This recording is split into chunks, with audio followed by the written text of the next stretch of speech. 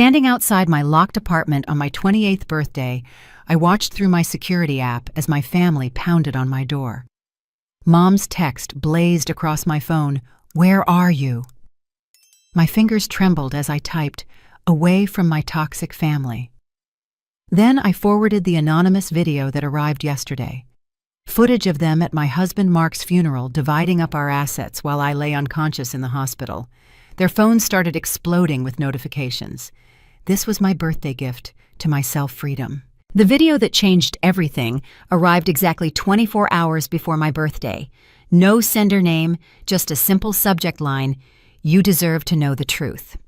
At first I almost deleted it, thinking it was spam. Something made me click play, and my world shattered in 4 minutes and 37 seconds.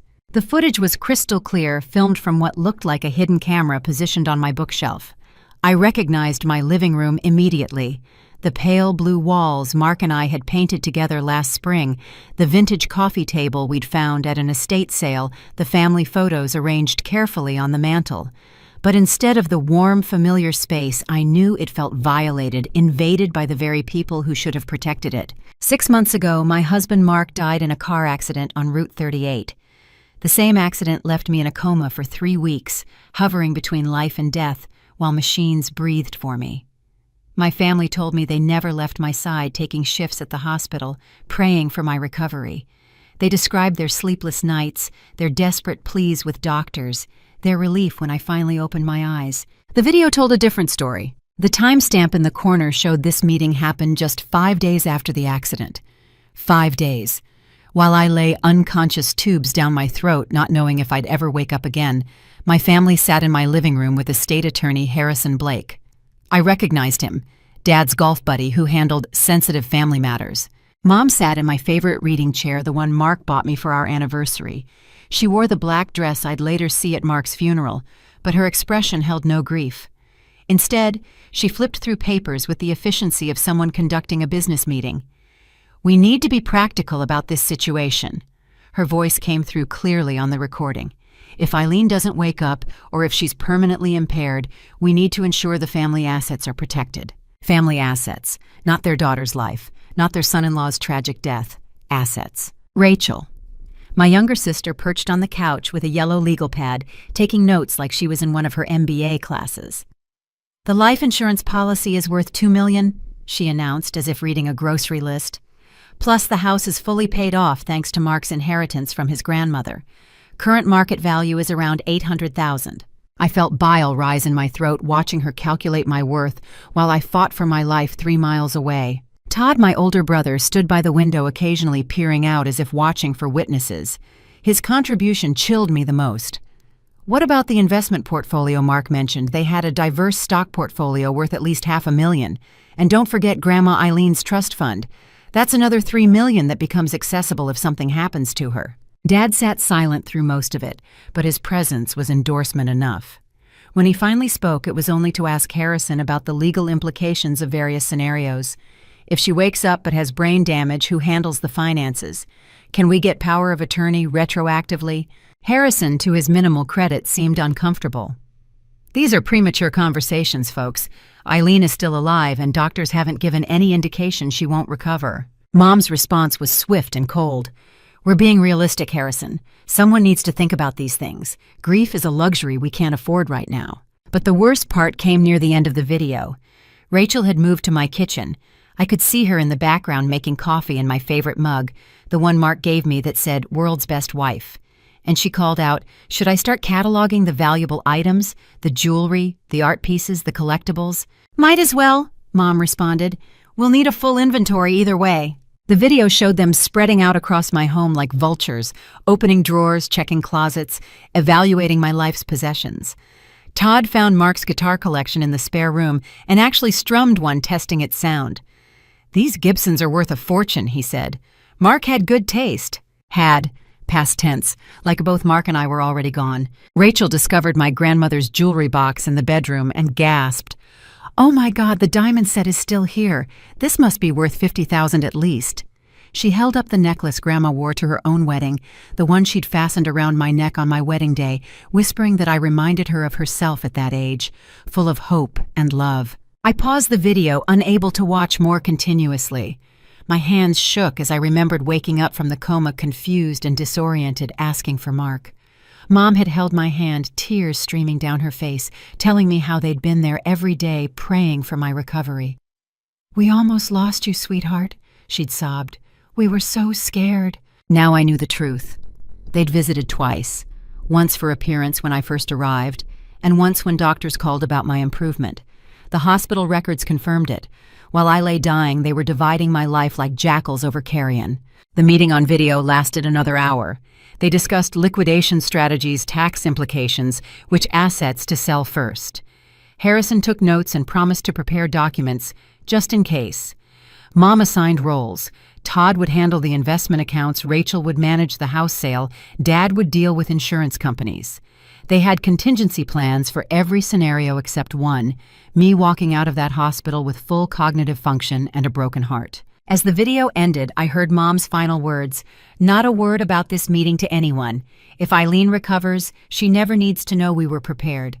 We'll be the supportive family she needs. But if she doesn't, well, we've protected the family's interests." Protected the family's interests. I was family, wasn't I? Or had I stopped being family the moment I accumulated wealth they felt entitled to? I looked at my phone screen where their messages were piling up. 47 missed calls. Dozens of texts ranging from confused to angry to pleading. They were still outside my apartment, still pounding, still demanding entry to my birthday celebration. The same celebration where they'd planned to smile, eat my food, accept my gifts, and continue their charade of loving family while calculating my worth. The anonymous sender had included a note at the end of the video. "There's more. They've been stealing from you. Check your accounts. Happy birthday. Celebrate your freedom." I pulled up my banking app, my stomach churning with dread about what I'd find next, because if they could plan my financial dissolution while I lay dying, what else were they capable of? The present moment crashed back as my phone vibrated violently in my hand. Todd's face filled the screen. The contact photo from happier times when I still believed in the illusion of brotherly love. I declined the call and switched back to my security app, watching the scene outside my door unfold like a twisted reality show. 3 blocks away, I sat in my rented Honda Civic, anonymous and invisible. I'd parked strategically where I could see my building but remain unnoticed. The rental was intentional. My family knew my car would recognize my license plate. Today required invisibility, and $32 per day seemed a small price for freedom. Through the doorbell camera, I watched Dad attempt to peer through my front windows. He cupped his hands around his eyes, pressing against the glass like a child at a candy store. The irony wasn't lost on me. He was trying to see inside the home he'd already inventoried for sale. Behind him, Mom's perfectly manicured hand continued its assault on my door, each knock more insistent than the last. Rachel had escalated the situation. Through the camera's audio, I heard her on the phone with building management. "Yes, we're very concerned. It's her birthday and she's not answering. We think something might be wrong." Her voice dripped with false concern, the same tone she'd used when telling me how worried she'd been during my hospital stay. "Can you please send someone to check on her? We're her family. We're so worried." Worried about their access to my money, perhaps. Worried their carefully constructed plan was crumbling. I minimized the security app and opened my banking application. The anonymous message had mentioned stolen funds, and as much as I wanted to deny the possibility, the video had shattered any remaining trust. My fingers hesitated over the login button. Did I really want to know how deep this betrayal went? The checking account loaded first. Mark and I had maintained joint accounts. It made sense for a married couple. We trusted each other completely, never questioning purchases, always discussing major expenses. The current balance seemed normal at first glance, but then I noticed the transaction history icon showing 943 recent transactions. That couldn't be right. I scrolled through the list and patterns emerged immediately. Withdrawals of $475, $490, $485, always cash, always just under the $500 threshold that would trigger automatic fraud alerts. The locations made my blood run cold. ATMs within a 2-mile radius of my parents' house. Each withdrawal corresponded with something else. I cross-referenced the dates with my text messages, and the pattern became sickening. January 15th. Mom withdrew $490, then texted me about their broken furnace and how expensive repairs were in winter. January 18th, another $475 gone, followed by Dad mentioning their unexpected medical bills. January 22nd, $485 vanished, and Rachel called crying about her student loans. I'd offered to help them. Every single time I'd offered. "Let me write you a check," I'd said. "I can help with the furnace repair." But they'd always declined, insisting they'd manage, that I needed to focus on my recovery. Such thoughtful family members not wanting to burden their traumatized daughter. Except they were already helping themselves. The theft went back 5 months, starting just 2 weeks after I'd been released from the hospital. Still weak, still grieving, still dependent on their support. I'd never noticed. They must have taken my wallet from my personal effects at the hospital. The duplicate card would have been easy. Mom knew my PIN because I'd shared it years ago during a medical emergency. I'd never changed it, never imagined I'd need to protect myself from my own mother. I opened the calculator app and tallied the damage. $475 here, $490 there twice a week for 5 months. My stomach lurched as the total climbed past $20,000, $23,415 to be exact. Stolen in increments small enough to avoid detection, but large enough to fund whatever lifestyle upgrades they'd been craving. My phone buzzed again. This time it was Rachel texting frantically. "Eileen, what's going on? This isn't like you. We're all here for your birthday. I brought your favorite wine." My favorite wine. She didn't even know what that was. She'd brought Moscato to every gathering for the past 5 years, despite my repeated mentions that I preferred dry reds. But she remembered the value of my grandmother's diamonds perfectly. I screenshotted every suspicious transaction, creating a folder labeled Evidence. The anonymous benefactor was right. There was a clear pattern of theft. But this felt like just the beginning. If they were bold enough to steal $23,000 in cash, what else had they taken? Back on my security app, the situation was escalating. A maintenance worker had arrived, master key in hand. Mom clutched her chest dramatically. "Oh, thank goodness, we've been so worried. She hasn't answered any calls, and with her medical history..." My medical history. The coma they'd hoped would be permanent. The brain damage they'd planned around. The death that would have made them millionaires. I watched the maintenance worker hesitate. "I really should wait for police if you think something's wrong," he said. Professional protocol, thankfully. No, police," Dad interjected quickly. Too quickly. "We just want to make sure she's okay. Family concern, you understand." Through the camera, I could see my neighbor, Mrs. Patterson, peeking out from her door across the hall. 80 years old, and sharp as a tack, she'd been Mark's favorite neighbor. She'd brought me soup during my recovery, sat with me during the worst grieving days. Now she watched my family with narrowed eyes, clearly suspicious. My phone rang again. This time the caller ID made me pause. It was my bank's fraud department. With trembling fingers, I answered. "Ms. Morrison, this is Janet from First National Bank's fraud prevention team. We've noticed some unusual activity on your accounts and wanted to verify some recent applications." Applications? My voice came out as a whisper. "Yes, ma'am. We have applications for 3 new credit cards in your name submitted last week. The applications listed a different address than our records show.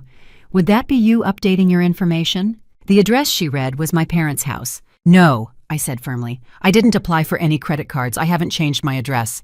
"I see. We'll flag these as fraudulent immediately. No cards were issued. Our system caught some discrepancies. However, I do recommend you check your credit report for any other unauthorized activities." I thanked her and immediately pulled up my credit monitoring app. What I found there made the $23,000 in stolen cash look like pocket change. My credit score had plummeted 200 points. Collections accounts I knew nothing about littered my report. Medical bills from my hospital stay that insurance should have covered were showing as delinquent. Credit cards I'd never opened showed maxed out balances. How was this possible? I'd been paying my bills, handling my responsibilities despite the grief and trauma. Or at least I thought I had. Then I remembered all the times Mom had offered to help with those overwhelming medical bills during my recovery. How she'd insisted on handling the stressful paperwork so I could focus on healing. I'd been grateful signing whatever she put in front of me, trusting her to manage the insurance claims and payments. My phone screen lit up with another message from the anonymous sender. This time it was a series of photographs. Mom's new Lexus SUV leather seats, gleaming temporary tags dated 2 months after Mark's death. Rachel on a beach in Cabo, tropical drink in hand, her Instagram post bragging about much-needed self-care.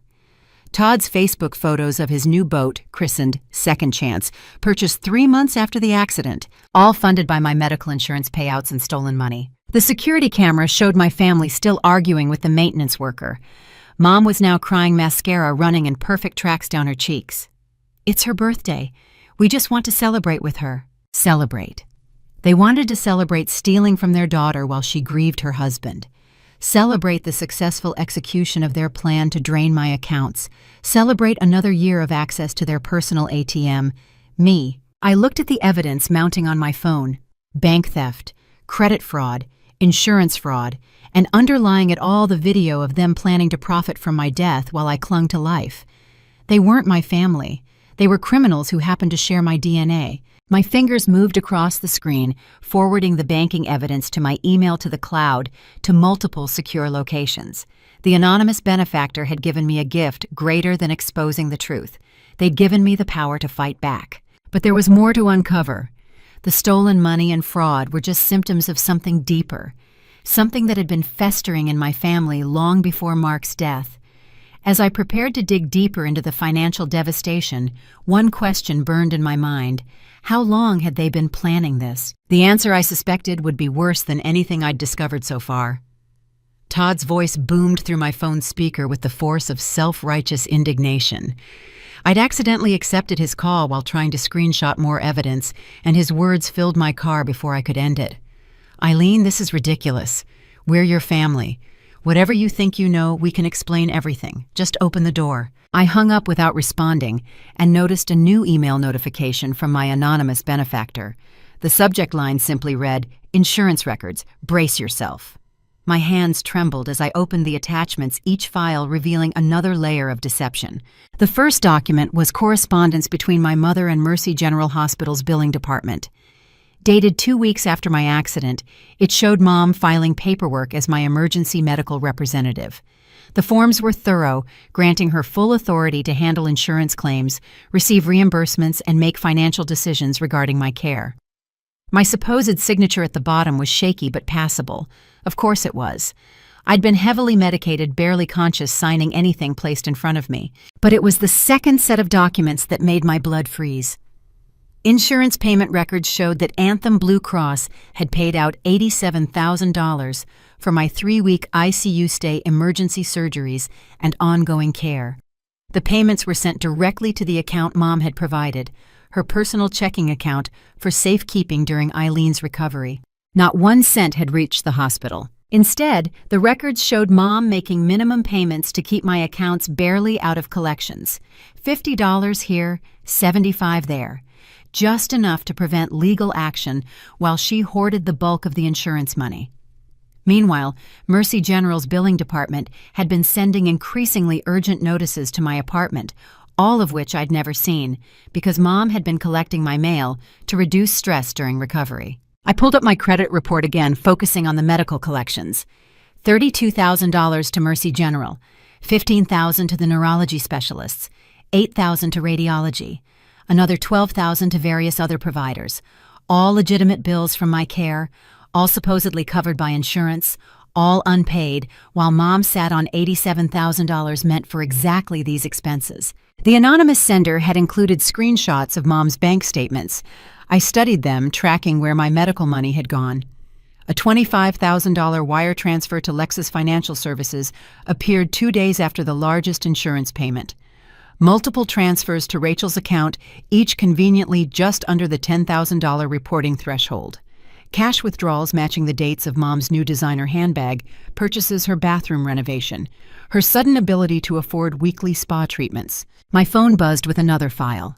This time it was an email exchange between Mom and someone named Bradley Hutchinson, who appeared to be a financial advisor. Mom's message was breathtaking in its audacity.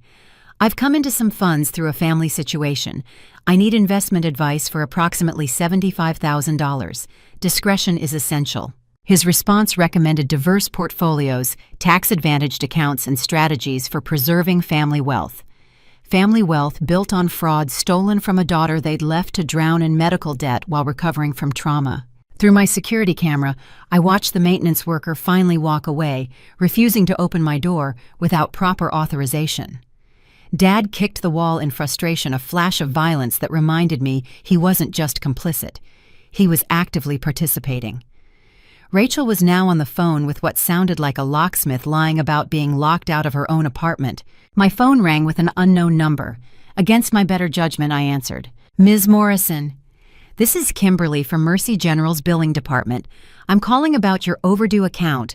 We've been trying to reach you for months." My voice caught. I just discovered my insurance payments were misdirected. I'm working on resolving this." Her tone softened slightly. "I see. We can work with you on a payment plan, but I need to inform you that your account is scheduled for legal action next week if we don't receive substantial payment. The balance with interest and fees is now $41,000. $41,000. Almost half of what Mom stole, now doubled with penalties, while she enjoyed her luxury SUV. "Can you send me all the documentation?" I asked. "I'll need it for the police report." "Police report?"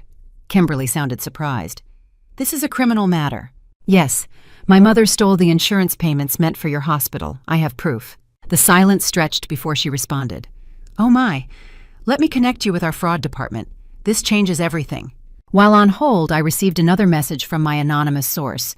This time it was security footage from the hospital showing Mom at the billing office. She was smiling, chatting warmly with staff playing the role of devoted mother, handling her daughter's affairs. In her hand was a folder thick with papers, insurance checks by the timestamp, checks that never made it to their intended destination. The fraud department specialist who picked up was thorough and sympathetic.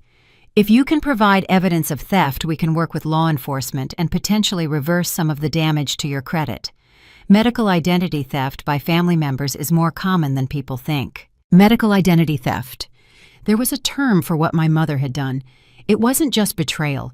It was a recognized crime with a name and legal consequences. As I provided information to the hospital, my phone lit up with texts from Rachel. "The locksmith is coming. We'll be inside soon. Whatever you're upset about, we can talk. Mom's really hurt by your behavior. You're not thinking clearly. Let us help you." Help me. Like they'd helped manage my medical bills. Like they'd helped by stealing $23,000 in cash. Like they'd helped by planning my estate division while I fought for life. The anonymous sender provided one final document for this revelation. An email from Mom to her sister in California. "Eileen's recovery is going well, but the medical bills are astronomical. We're doing our best to help, even dipping into our retirement. Family takes care of family after all." She'd been playing the martyr, telling extended family how much they were sacrificing for me while literally stealing my money. The performance was Oscar-worthy. How many sympathy cards had she received? How many people praised her dedication while she committed felony fraud? My security camera showed a new arrival, the locksmith Rachel had called. He was examining my door while she spun a tale of sisterly concern. But Mrs. Patterson had emerged fully from her apartment, now arms crossed, watching everything. "That's not your apartment," I heard her say clearly through the camera's audio. "That's Eileen's home, and you have no right to break in." "God bless Mrs. Patterson." Mom turned on her with venom. "This is a family matter. Mind your own business." "Eileen is my business," Mrs. Patterson shot back. "That girl went through hell, and where were you? I'll tell you where. Going through her mail and helping yourself to her belongings while she slept." My heart swelled. Someone had been watching. Someone had seen. The locksmith looked uncomfortable. "Ma'am, I need to see some proof of residency before I can open this door." Rachel fumbled for an answer while Mom's mask of concern slipped into fury. They were unraveling their plan, crumbling in real time. But I knew this was far from over. The medical bills were just one piece of a larger puzzle, and something told me the worst revelations were yet to come. My phone buzzed with the new message from the anonymous sender. "Ready for the next piece? Your father tried something that would have ended everything. Check your email." I steeled myself and opened the next file, wondering how much deeper this betrayal could go. The email attachment loaded slowly each second, stretching like an eternity. When it finally opened, I found myself staring at a real estate document that made every previous betrayal pale in comparison.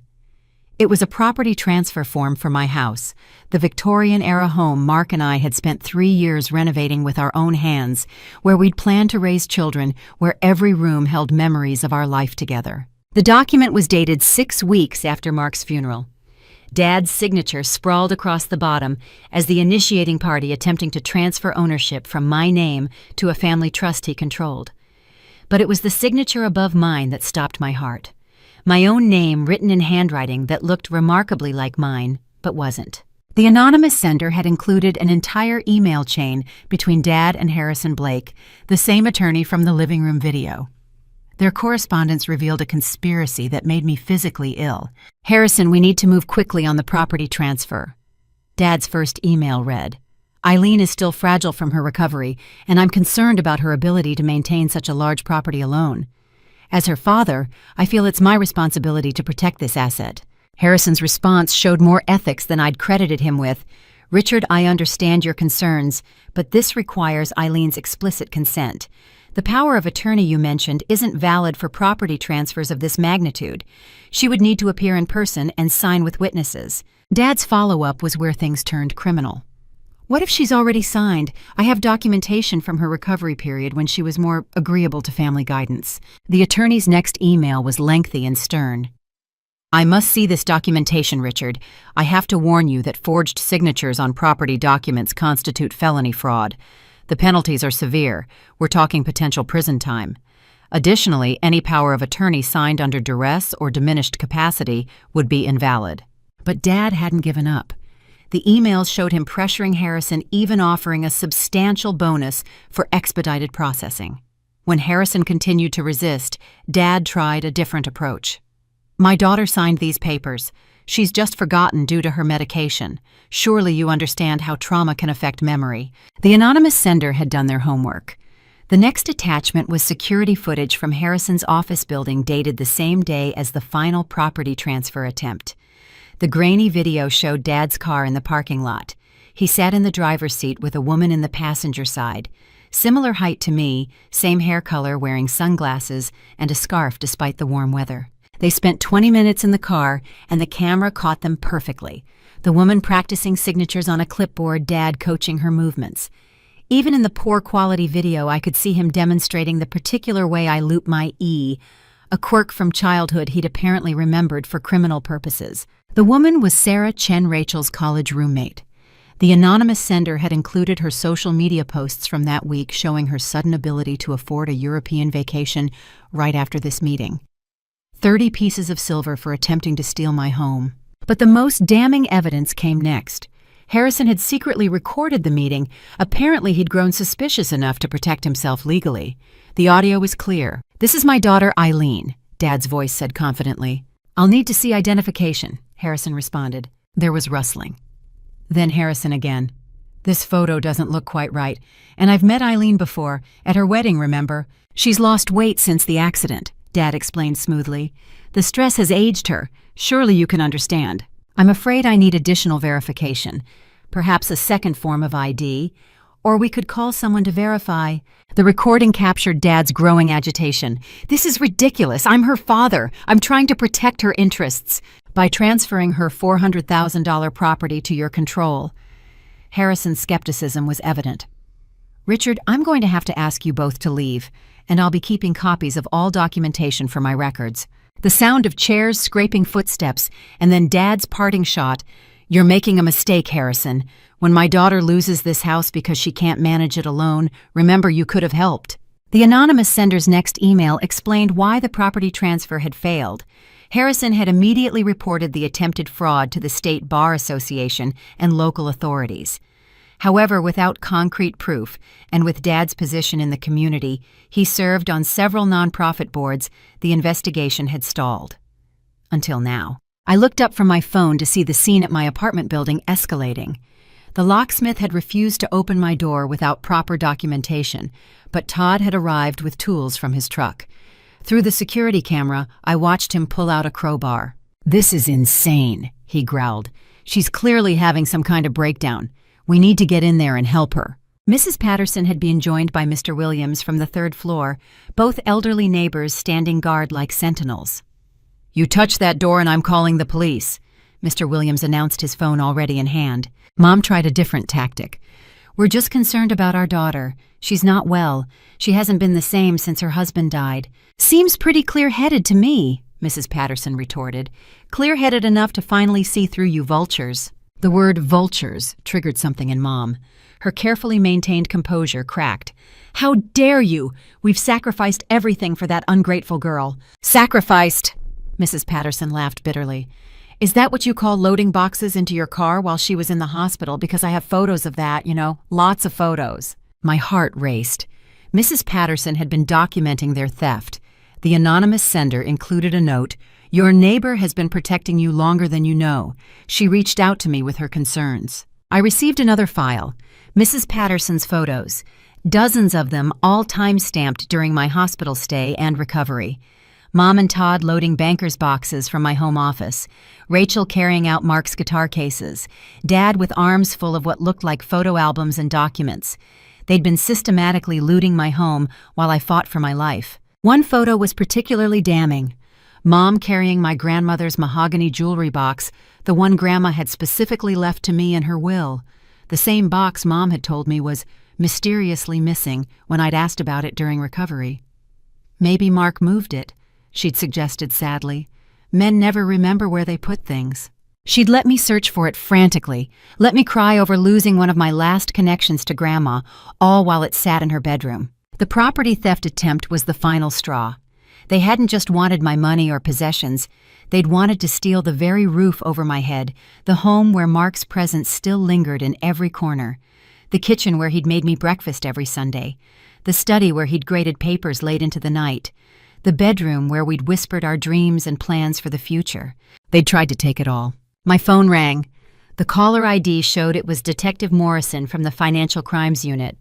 Word was spreading fast about my family's activities. "Ms. Morrison, this is Detective Morrison, no relation despite the name. I've received some concerning reports about attempted property fraud and medical insurance theft. Can we meet to discuss this?" "Yes," I said firmly. "I have extensive documentation." "Excellent. And Ms. Morrison, are you somewhere safe in cases of family financial abuse we worry about escalation?" Through my security camera, I watched Todd testing his crowbar against my doorframe while Mom played lookout. Escalation, indeed. "I'm safe," I assured her, "but my family is currently trying to break into my apartment." "Stay where you are. I'm dispatching units immediately." As I ended the call, I received one more message from my anonymous benefactor. This one was different. Not evidence, but a warning. What comes next will be the hardest truth. Your husband's death wasn't random. Take a deep breath. The police are almost there. I stared at those words, my mind refusing to process their implication. Mark's death wasn't random. The accident on Route 38 that had shattered my world, that had started this entire nightmare, it wasn't really an accident. Through the camera, I saw police cars pulling up their lights, painting my building in alternating red and blue. My family scattered like roaches exposed to light, but it was too late. The officers were already out of their vehicles, moving with purpose. Everything I thought I knew was crumbling. But one terrible question rose above all others. Had my family killed my husband? My phone buzzed with an intensity that made my hand shake. The message from my anonymous source contained just 4 words that changed everything. Check your email, now. The attachment was a formal report from Stronghold Life Insurance Company's Special Investigations Unit. Mark's $2 million policy had been flagged for review not because of the payout to me, but because of what happened before his death. My eyes scanned the dense text, each paragraph revealing another piece of a puzzle I'd never known existed. 2 weeks before the accident, someone had called Stronghold pretending to be Mark.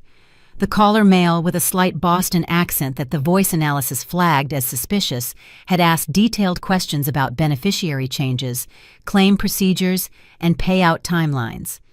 The insurance company's recorded line had captured everything. "I'm thinking about updating my beneficiaries," the voice said. "My wife and I were going through some changes. How would I add family members to the policy?" The customer service representative had been thorough, explaining that any changes would require written documentation and spousal consent for policies over $1 million. The caller had grown agitated, demanding to know if there were ways around the spousal consent requirement. The report included voice analysis comparing the caller to known samples. It wasn't Mark. The pitch cadence and speech patterns were all wrong. But it was someone familiar. The analyst's note made my blood run cold, voice patterns consistent with blood relative of policyholder, possible sibling or parent, Todd. My brother had called Mark's life insurance company fishing for information 2 weeks before my husband died. The investigation report continued with more disturbing findings. The call had originated from a burner phone purchased at a gas station 12 miles from Todd's house. Security footage from the gas station, though grainy, showed a man matching Todd's build buying the phone with cash. He'd worn a baseball cap and kept his head down, but his distinctive shamrock tattoo was visible on his forearm. But Todd hadn't stopped there. The report detailed multiple inquiries made to Mark's workplace about his life insurance benefits. Someone identifying himself as a family friend had called HR 3 times asking about dependent life insurance accidental death multipliers and whether the company held additional policies on Mark. Mark's colleague Jennifer had provided a statement to the investigator. She'd overheard one of these calls and found it strange enough to mention to Mark. His response, documented in her statement, now seemed prophetic. "Someone's been asking weird questions about our finances. I think Eileen's family is up to something. I'm starting to document everything just in case." The investigator had pulled Mark's phone records for the 2 weeks before his death. The pattern was disturbing. Todd had called him 17 times, each conversation growing longer and more heated, according to the duration logs. Text messages recovered from Mark's phone backup revealed the escalation. Todd: "You don't deserve her." Mark: "That's not your decision." Todd: "She comes from money. You're just a teacher." Mark: "I love my job and my wife." Todd: "What happens to her inheritance if something happens to you?" Mark: "Why would you even ask that?" Todd: "Just curious about my sister's future." Mark: "Stay away from us." The final text from Todd, sent the morning of Mark's death, made my hands tremble. "We need to talk. Meet me at the Route 38 overlook at 5:30. Come alone or I'll tell Eileen about your past." Mark's past. What could Todd have possibly known? Mark had been an open book. A dedicated teacher, loving husband, no secrets between us, or so I'd thought. The investigator had dug into this threat and found nothing substantial. Mark had a completely clean history. No arrests, no scandals, no secrets. The investigator's conclusion was that Todd had been bluffing, trying to manipulate Mark into a meeting. And it had worked. The report then shifted to the day of the accident. Mark's normal route home didn't include Route 38. He'd have had to go 15 minutes out of his way to reach the overlook Todd mentioned. Phone GPS data confirmed Mark had indeed driven to that location, arriving at 5:27 p.m. Todd's phone showed him in the same area from 5:15 until 5:45. What happened in those 18 minutes before Mark's car went off the road? Through my security camera feed, I watched the police taking statements from my family. Mom was gesturing wildly, playing the victim, while Todd stood with his arms crossed, defiant. The investigators seemed particularly interested in him, and now I understood why. My phone rang. Detective Morrison's name appeared on the screen. "Ms. Morrison, we've just received some interesting information from Stronghold Insurance. They're sharing their investigation file with us. Where did you get your copy?" "An anonymous source has been sending me evidence all day," I explained. "They claim to be a private investigator Mark hired before his death." "We'll need to speak with this investigator. Any way to contact them?" "They've only contacted me, but they mentioned they have more evidence about the accident itself." "Don't delete anything. We're treating this as a potential homicide investigation now. Are you still in a secure location?" Through the camera, I saw Todd being placed in handcuffs. He was shouting something I couldn't make out, his face red with rage. Rachel stood frozen. Her perfect composure finally cracked. The weight of their actions was becoming real. "I'm safe," I told the detective. "I'm watching them get arrested through my security camera." "Good. Stay put. We'll need you to come in for a formal statement once the scene is secure." After ending the call, I sat in the rental car trying to process what I'd learned. Todd had been investigating Mark's life insurance before his death. He'd lured Mark to a remote location, and then Mark had died in a single-car accident with no witnesses. Another message arrived from my anonymous source. This time it was a photo of Mark's car at the accident scene taken by the first responders. I'd never seen these images. My family had protected me from such painful details during recovery. Now I understood why. The damage to Mark's car wasn't consistent with simply running off the road. The rear bumper showed clear impact damage, paint transfer in a distinct yellow color.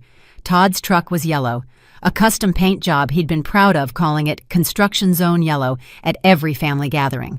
The investigating officer's notes included in the file mentioned the paint transfer, but noted that no other vehicle had been reported at the scene. Without a witness or suspect vehicle to examine, they'd classified it as hit and run and moved on. They'd never suspected the victim's brother-in-law. My phone buzzed again. This time it was a video file from the anonymous investigator.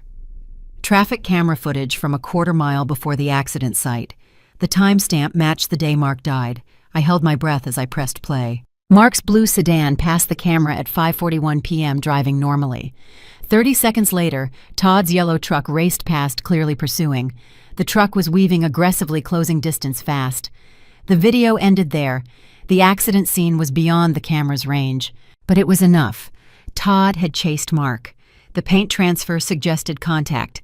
And Mark had ended up wrapped around a tree while Todd drove away, leaving my husband to die alone on a remote stretch of road. The anonymous investigator sent one final message for this revelation. "I'm sorry I couldn't prevent this. Mark hired me only 2 weeks before his death, not enough time to gather evidence that could have stopped them. But I promised him if anything happened, I'd make sure you knew the truth. There's more. Your sister was involved." Rachel was involved. Sweet, perfect Rachel, who'd cried at Mark's funeral, who'd held my hand through recovery, who'd brought me tea and cookies during the darkest days. How deep did this conspiracy go? Through the security camera, I watched as the police loaded Todd into a patrol car. His expression had changed from rage to fear. He knew the evidence existed. He knew his freedom was over. But this wasn't over. Not by a long shot. The investigation into Mark's death was just beginning, and I had a feeling the worst revelations were yet to come. My family hadn't just planned to profit from my death. They'd actively caused Mark's. The question now was whether it was manslaughter or murder, and how many of them were involved in the execution of their plan. The next file loaded on my phone with agonizing slowness. When it finally opened, I found myself staring at traffic camera footage from the State Highway Department, dated March 15th at 5:36 p.m., the day my world ended. The anonymous investigator had somehow obtained footage from multiple cameras along Route 38, creating a timeline of Mark's final journey. The first clip showed the Route 38 overlook, where Todd had demanded to meet Mark. The parking area was empty, except for Todd's yellow truck, distinctive even in the grainy footage. At 5:27, Mark's sedan pulled in parking at the far end as if maintaining distance. For 4 minutes, nothing moved. Then Mark's door opened, and he stepped out, his body language tense, arms crossed defensively. Todd emerged from his truck, and even without audio, their confrontation was obvious. Todd gestured aggressively, pointing at Mark, then at his truck, then spreading his arms wide in what looked like a demand. Mark shook his head repeatedly, backing toward his car. At 5:35, Mark got back in his vehicle and drove away. Todd stood watching for a moment, then ran to his truck. The second camera was positioned at the intersection of Route 38 and Millbrook Road. Mark's sedan passed at 5:39, maintaining a normal speed. 45 seconds later, Todd's truck blew through the frame, clearly exceeding the speed limit. The timestamp showed him accelerating to catch up. The third camera, mounted at the abandoned Watson farm 2 miles down the road, captured the escalation. Mark's sedan passed, now moving faster, with Todd's truck close behind. Too close. The truck swerved into the oncoming lane, pulled alongside Mark's car, then jerked back. They were playing a deadly game of cat and mouse at 70 miles per hour. But it was the fourth and final camera that made me sob aloud in my rental car. Positioned at the county line 3/4 of a mile from where Mark died, it showed the critical moment. Todd's truck rammed Mark's sedan from behind, sending it fishtailing. Mark fought for control, managing to straighten out. Todd struck again, this time hitting the rear quarter panel. The physics were inevitable. Mark's car spun left the road and disappeared from frame. The timestamp read 5:42 p.m. By 5:48, Mark was gone. The anonymous investigator had done more than just compile traffic footage. They'd obtained the original accident reconstruction report and highlighted discrepancies. The investigator who'd examined Mark's car had noted the paint transfer and rear-end damage, but hadn't pursued it. A handwritten note in the margin read, "Victim's family advises no other vehicles involved. Grieving widow confirms husband was alone." My family had told them Mark was alone. While I lay unconscious in the hospital, they'd interfered with the investigation of the murder they'd committed. But there was more. The investigator had tracked down a witness the police had missed. A farmer named Gerald Hutchins, who'd been repairing fencing near the accident site. His statement given to the private investigator 6 weeks after Mark's death was damning. I heard engines racing like someone was chasing. Looked up and saw a blue car being pushed around by a yellow truck. The truck hit the car hard from behind, sent it spinning. The car went off into the trees. The truck stopped for maybe 10 seconds, then took off fast. Never called for help, never checked on the driver. I called 911 right away, but by the time I got down there, it was too late. Why hadn't Gerald talked to police? The investigator's notes explained, witness has had negative experiences with local law enforcement, assumed they wouldn't believe him over a prominent local family, willing to testify now that evidence supports his account. My phone buzzed with a new message containing Rachel's phone records from that day. The pattern made my stomach turn. At 5:15, as Todd headed to meet Mark, Rachel texted him, "Are you sure about this?" Todd's response, "He won't listen to reason. Sometimes you have to force the issue." At 5:38, as Todd chased Mark, "Where are you?" Todd following him, "He won't stop." At 5:43, 1 minute after the crash, 911 now, Route 38 near mile marker 47. "Rachel, what happened?" Todd, "Just call, make that anonymous." The records showed Rachel called 911 at 5:44 from a payphone at a gas station 8 miles away. She reported seeing a car in the trees while driving past, gave the location, and hung up. Her own cell phone GPS showed her nowhere near the accident site. She'd never driven past, never saw the car. She'd provided Todd's alibi while he fled a murder scene. The anonymous investigator included security footage from the gas station where Rachel made the call. She was visibly shaking, tears streaming down her face. But she made the call. She chose Todd over truth, family conspiracy, over justice for Mark. Through my doorbell camera, I watched the police scene at my apartment building. Rachel was now in handcuffs too, her perfect makeup ruined by tears. I could read her lips as she spoke to the officers. I didn't know he would. I thought he just wanted to talk. The lies came so easily to her even now. My phone rang with another unknown number. When I answered, a gravelly voice spoke, "Mrs. Morrison, this is Gerald Hutchins. I heard the police are finally investigating your husband's death properly. I want you to know I saw everything. That truck murdered your husband plain as day. I'll testify to that in court." "Thank you," I whispered, tears flowing freely. "Thank you for coming forward." "I should have done it sooner. I'm sorry for your loss, ma'am. Your husband tried to get away. He didn't want that confrontation. This wasn't his fault." After I hung up, the anonymous investigator sent another file. This one was different. It was a video message from Mark himself. My heart stopped as his face filled my screen, dated just 3 days before his death. "If you're watching this, something's happened to me," Mark's familiar voice said. I had to pause the video, overwhelmed by hearing him again. When I restarted it, his words chilled me. "Eileen's family has been making threats. Todd specifically has been asking about life insurance, about what happens to Eileen's inheritance if I'm gone. I've hired a private investigator to document everything.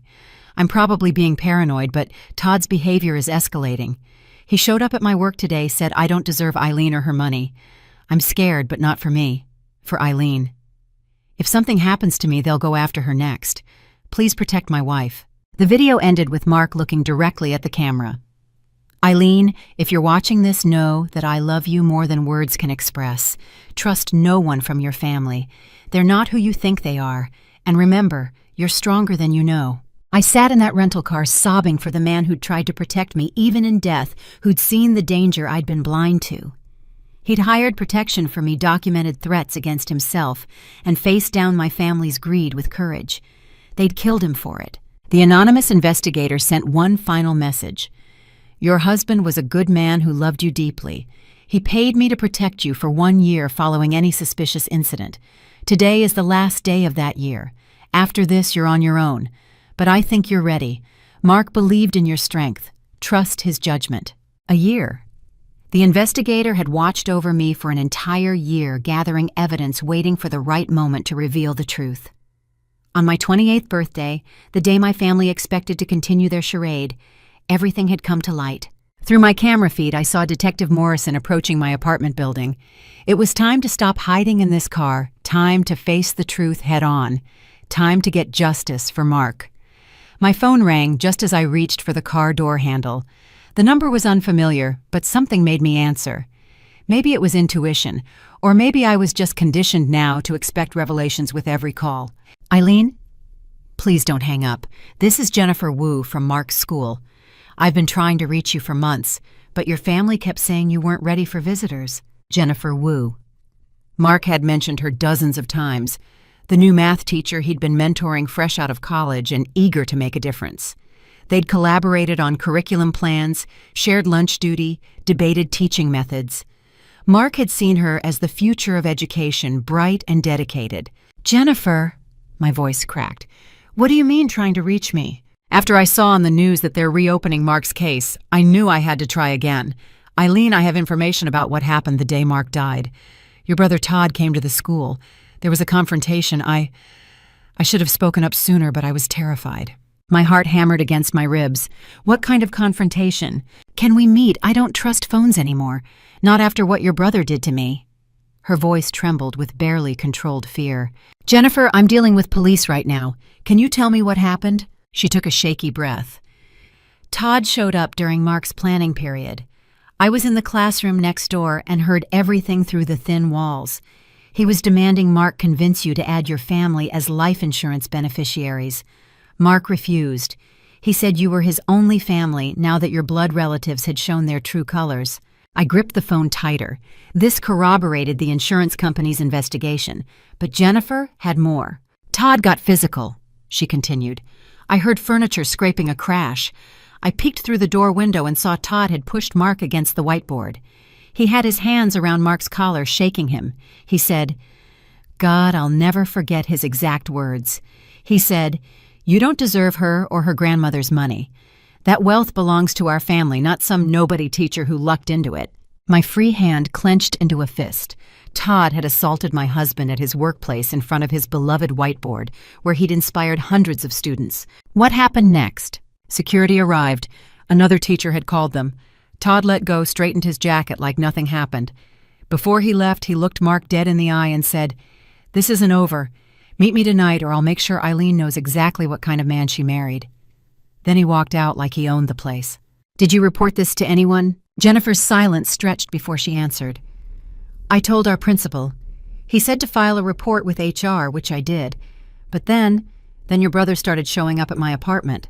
Ice filled my veins. What? The day after Mark's accident, Todd knocked on my door. I don't know how he found where I lived. He said he was collecting some of Mark's personal items from colleagues, that your family was creating a memory book. He asked if Mark had left any papers at school, any computer files, anything that might have sentimental value. The words sentimental value dripped with hidden meaning. Todd had been looking for evidence, trying to clean up loose ends. I told him I didn't have anything, Jennifer continued. But he kept coming back, different times of day, always with new excuses. He'd ask if I remembered any conversations with Mark, if Mark had mentioned family troubles, if I'd noticed him acting strange. The subtext was clear. He was making sure I kept quiet. Jennifer, I'm so sorry. This is all my fault. No, she interrupted firmly. This is your brother's fault, your family's fault, not yours. The last time Todd came by, he brought Rachel. She was friendlier but scarier somehow. She mentioned how tragic it would be if another young teacher had an accident, how dangerous the roads were getting. After that, I moved, changed schools, tried to disappear. But you kept the HR report. I kept everything. The HR report emails with timestamps, even a recording. My pulse quickened. A recording? After Todd's first visit to my apartment, I was paranoid. I started recording on my phone whenever he showed up. I have him on tape asking me to reconsider my statement to HR, offering me money to say I'd been mistaken about what I heard. When I refused, he got nasty, said accidents happen all the time, especially to people who don't mind their own business. Through my security camera, I could see the police finishing their initial arrests. Todd was in one patrol car, Rachel in another. Mom and Dad were being questioned separately. But this was far from over. Jennifer, the police need to hear this, all of it. I know, I'm ready now. Seeing him arrested gave me courage. But Eileen, there's something else. The day before Mark died, he gave me an envelope. Said if anything happened to him, I should mail it to someone named James Wu. I did what he asked, mailed it that very night after I heard about the accident. I think Mark knew something bad was coming. James Wu, the anonymous private investigator who'd been protecting me all year. Mark had created a network of protection using his colleague as an unwitting link in a chain of evidence that would eventually bring justice. Thank you for calling, Jennifer. Thank you for everything. Mark was a wonderful man, she said softly. He talked about you constantly, how brilliant you were, how kind, how you'd overcome so much with your family's coldness. He said loving you was the greatest adventure of his life. I'm so sorry for your loss. After we hung up, I sat in the car for a moment processing this new information. Todd hadn't just made a spur-of-the-moment decision to chase Mark. He'd been escalating for days, maybe weeks. The school confrontation, the threats, the stalking of witnesses, it all painted a picture of premeditated murder. My phone buzzed with a message from the anonymous investigator. Ms. Wu has agreed to meet with police. Her evidence is crucial. Your husband chose his allies well.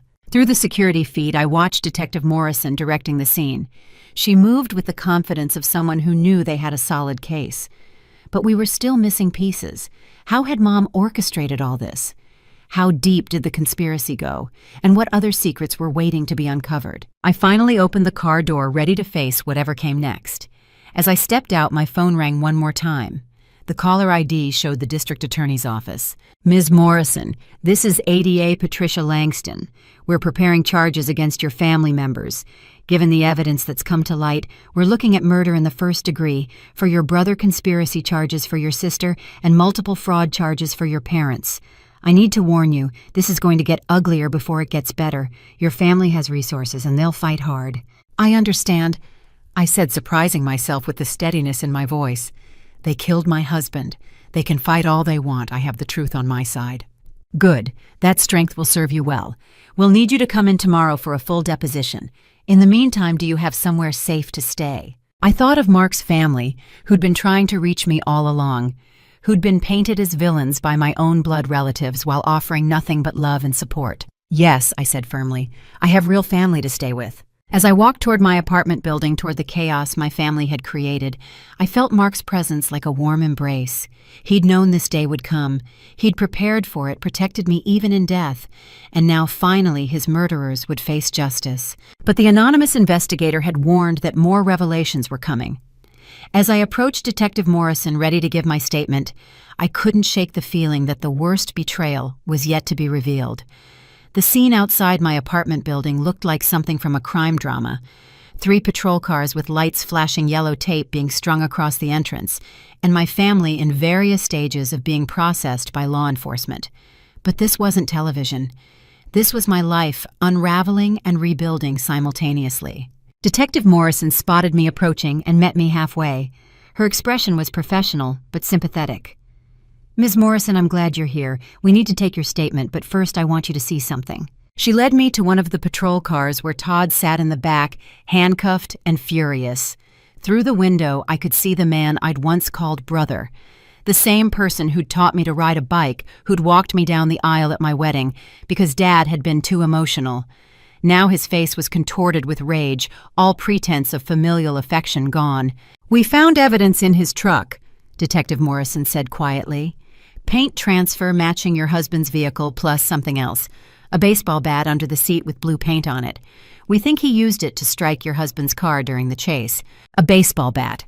Todd had gone to meet my husband armed with a weapon ready for violence. But that's not the most damning evidence, she continued, leading me away from the car. Your sister broke down during questioning. She's trying to claim she was coerced, but her confession revealed something we didn't expect. As if on cue, I heard Rachel's voice carrying across the parking lot. She was sobbing hysterically to another officer, her words tumbling out in a desperate stream. It wasn't supposed to happen that way. Todd said he just wanted to scare Mark, make him more cooperative about the money. I was only supposed to be the lookout to call 911 if things went wrong. I didn't know he would actually kill him. The officer questioning her remained stone-faced. But you did know about the plan to force Mr. Morrison off the road. Rachel's silence was damning. Detective Morrison turned back to me. She's admitted to being present at the scene. Her car was parked on a side road positioned to pick up your brother after the assault. When Mark's car went off the road, she panicked. Instead of calling 911 immediately or trying to help, she picked up Todd and they fled. She made the anonymous call 10 minutes later from a payphone after they'd had time to get their stories straight. I felt my knees weaken. Rachel had been there. She'd watched my husband die and chosen to protect his killer instead of trying to save him. There's more, Detective Morrison said gently. We've been examining her phone more closely. There are text messages from earlier that day showing this was planned. Your mother was involved in the planning. She showed me printouts of the text exchange. Mom, is everything set for tonight? Rachel, Todd's ready. I'll be at position B. Mom, remember we need this resolved before Eileen gets too independent. The insurance money is crucial for our plan. Rachel, what if something goes wrong? Mom, nothing will go wrong. Todd knows what he's doing. Just stick to the plan. The timestamp was 2 hours before Mark died. While I was at physical therapy relearning how to walk without pain, my mother was coordinating my husband's murder. A commotion near the building entrance caught my attention. The police were bringing Mom out in handcuffs, and her reaction was pure theater. This is a mistake. I'm being targeted for trying to help my daughter, Eileen Sweetheart, tell them this is all a misunderstanding. I stepped forward, meeting her gaze directly. The only misunderstanding was me believing you ever loved me. Her mask slipped completely then. The loving mother vanished, replaced by something cold and calculating. You ungrateful brat. Everything we did was for the family. You were going to waste that money on your pathetic teacher husband. We deserved better. So you killed him. My voice carried across the parking lot, drawing everyone's attention. Mom's lawyer, who'd apparently arrived while I was talking to Detective Morrison, tried to silence her, but she was beyond caring. Todd was supposed to convince him to share, to be reasonable. If Mark had just agreed to add us to the insurance, none of this would have happened. His death is on his own stubborn head. The police officers exchanged glances. She'd just confessed to conspiracy in front of a dozen witnesses. Dad, who'd been silent until now, finally spoke up from where he stood with another officer. Linda, shut up. You're making things worse. Worse? Mom laughed bitterly. How could it be worse, Richard? Our daughter chose them over us. She let us struggle while sitting on millions. My mother left everything to her. My mother, I was the one who cared for her, who sacrificed, and she left it all to this ungrateful child. The truth was finally spilling out. This had never been about my well-being or even greed in the traditional sense. This was about Mom's decades-old resentment that Grandma had seen through her facade and protected me with her inheritance. Detective Morrison stepped in. Mrs. Morrison, I'm going to stop you there. Anything else you say can and will be used against you. But Mom was beyond reasoning. As they led her to the patrol car, she kept ranting. That money should have been mine. I'm the daughter. I deserved it, not her. And when she married that nobody teacher instead of someone with money, I knew we had to take action. The family fortune couldn't be diluted by his mediocre genes. The sheer venom in her voice made me step back. This wasn't the mother who'd tucked me in at night, who'd made chocolate chip cookies for school bake sales. Or maybe it was, and I'd just never seen past the performance. Detective Morrison put a protective hand on my arm. We have enough for conspiracy to commit murder along with the fraud charges. With your sister's confession and the evidence we've collected, your brother is looking at life in prison. Your mother will likely get 20 to 30 years minimum. Through the chaos, I noticed Mrs. Patterson standing on the sideline, her phone in hand. She'd been recording everything. When she caught my eye, she nodded grimly. For the news, she mouthed. People should know what they did to you and Mark. The police continued processing the scene. Evidence bags were being filled with items from Todd's truck. Rachel's car was being impounded for forensic analysis. The efficient dismantling of my family's conspiracy was both satisfying and surreal. My phone buzzed with a message from Patricia Mark's mother. We saw the news. We're on our way. You're not alone, sweetheart. Real family was coming. The people who'd loved Mark, who'd tried to love me, who'd been kept away by lies and manipulation. But there was still one family member unaccounted for in this drama. Dad. As I watched him being questioned, I noticed something different about his demeanor.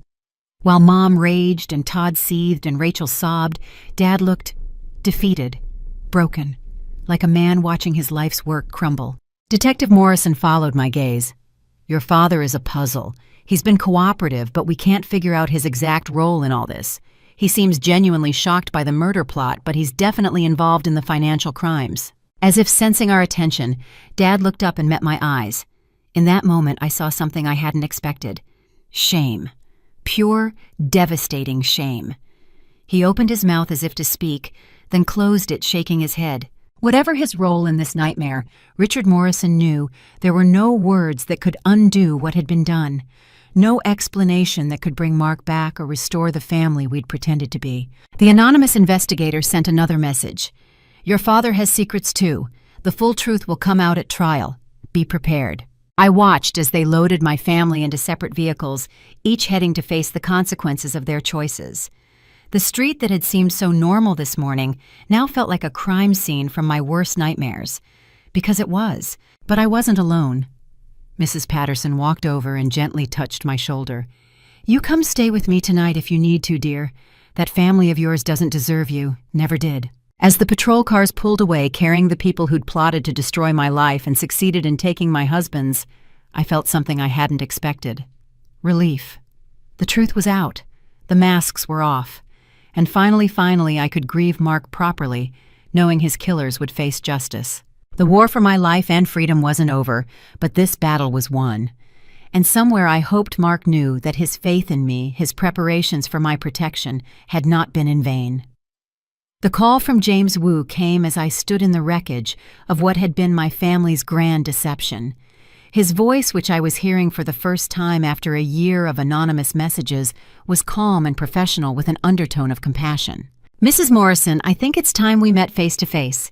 There are things about your family that didn't fit in text messages or emails. Can you come to my office? An hour later, I sat across from the man who'd been my guardian angel for 12 months. James Wu was younger than I'd expected, perhaps early 40s, with kind eyes behind wire-rimmed glasses, and the bearing of someone who'd seen too much human cruelty but hadn't let it harden him completely. Your husband was a smart man. He began sliding a thick folder across his desk. He hired me on March 1st, 2 weeks before his death. He'd noticed troubling patterns in your family's behavior and wanted someone outside the situation to document everything. I opened the folder with trembling hands. The first document was Mark's signed contract with Wu, paying for a full year of protective surveillance and evidence gathering for one Eileen Morrison. He paid in cash, Wu continued. Said he didn't want any traces in bank accounts your family might access. He was particularly concerned about your mother. Everyone keeps saying she was the mastermind, but I still don't understand. How could she plan all this? Wu pulled out a series of documents that made my blood run cold. Your mother has been planning variations of this for 30 years. You're not her first victim. The papers showed a pattern of financial manipulation dating back decades. An elderly aunt who'd changed her will under suspicious circumstances, leaving everything to Mom, despite having other closer relatives. A cousin whose power of attorney Mom had obtained, then drained his accounts while he was in a nursing home. Each time she'd played the devoted caretaker, while systematically stealing from vulnerable family members. But this, Wu said, pointing to a specific document, this is what started her focus on you. It was Grandma's original will from 15 years ago. In it, she'd left her estate equally to Mom and her 2 siblings. But there was a codicil added 10 years later, after Mom had been caught stealing from Grandma's checking account. The new will left almost everything to me, with only a small token amount to Mom. Your grandmother knew what your mother was, Wu explained. She tried to protect you by setting up trusts your mother couldn't touch, but that only made Linda more determined. She saw your inheritance as stolen from her, and she's been planning to reclaim it ever since. But killing Mark, how does that fit? Wu's expression darkened. Your mother is patient. Her original plan was slower. Isolate you, create financial dependence, gradually take control of your assets. But when you married Mark, everything changed. He saw through her immediately. Started limiting her access to you, encouraging you to set boundaries. He became an obstacle. He pulled out another set of documents, emails between Mom and a financial advisor from 2 years ago, before Mark and I even married. She was already strategizing about my inheritance, discussing how to protect family assets from poor marital choices. When her subtle manipulations failed, she activated her backup plan, your siblings. She'd been poisoning them against you for years, telling Todd he was cheated out of Grandma's love, telling Rachel you were the favorite who got everything. When the time came, they were primed and ready. But the murder, that was Todd's improvisation. Your mother wanted Mark gone, but she envisioned a divorce, maybe a scandal that would drive him away. Todd, fueled by years of resentment and his own financial problems, decided on a more permanent solution. The text messages show your mother was surprised by the accident initially, then quickly adapted it into her plan. Wu showed me Todd's bank records. He was 3 months behind on his mortgage, his construction business failing, credit cards maxed out. He saw your money as his lifeline. When Mark stood in the way, he killed him. The words tasted like ash. Your mother didn't explicitly order the murder, which is why her lawyer will argue for lesser charges. But she created the environment, stoked the resentment, and gave tacit approval for whatever was necessary to secure your assets. Wu pulled out one final folder marked with my father's name. This is perhaps the saddest part. Your father wasn't originally part of the plan. He genuinely loved you in his limited way. But your mother had leverage. The folder contained photos that made me gasp. My father with another woman, clearly intimate moments, captured over many years. The woman wasn't anyone I recognized, but the timestamps went back 2 decades. Your mother has known about his affair for 20 years, Wu explained. She's held it over him, using it to control him. When she needed his cooperation for the fraud, she threatened to destroy him, financially and socially. He chose his reputation over his daughter. I stared at the photos, seeing my father's deception, but also his trapped expression.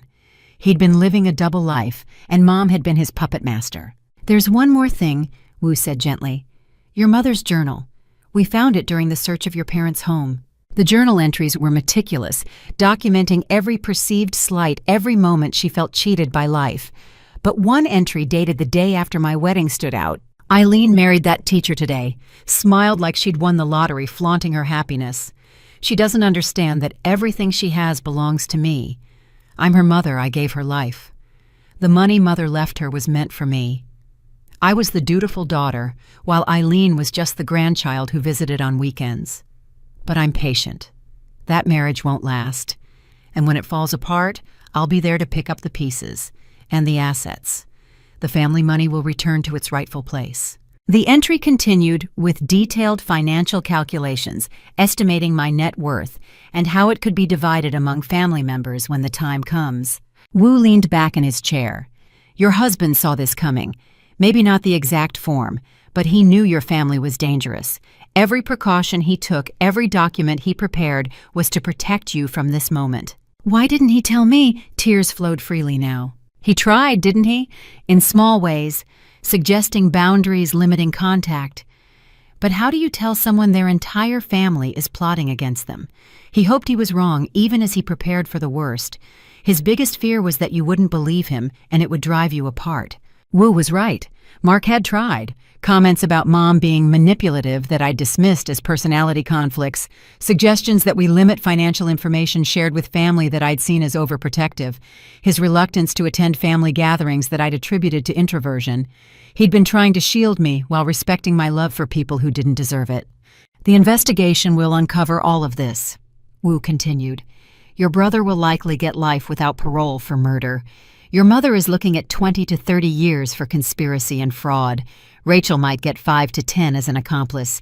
Your father, that depends on how cooperative he is. What happens now? Now you heal, you testify, you reclaim your life, and you honor Mark's memory by living the life he died trying to protect. Wu smiled sadly. He talked about you constantly during our meetings. Your kindness, your intelligence, your resilience. He said you'd been so starved for real love from your family that you couldn't see their toxicity. But he believed that when the truth came out, you'd be strong enough to handle it. I thought about Mark's video message, his words about my strength. Even facing death, he'd believed in me. Thank you, I told Wu, for everything, for watching over me this year. I was paid through today, he said. After this, you won't need me. You have real family now, Mark's family. And more importantly, you have the truth. Your mother's hold over you was built on lies and manipulation. That power is broken now.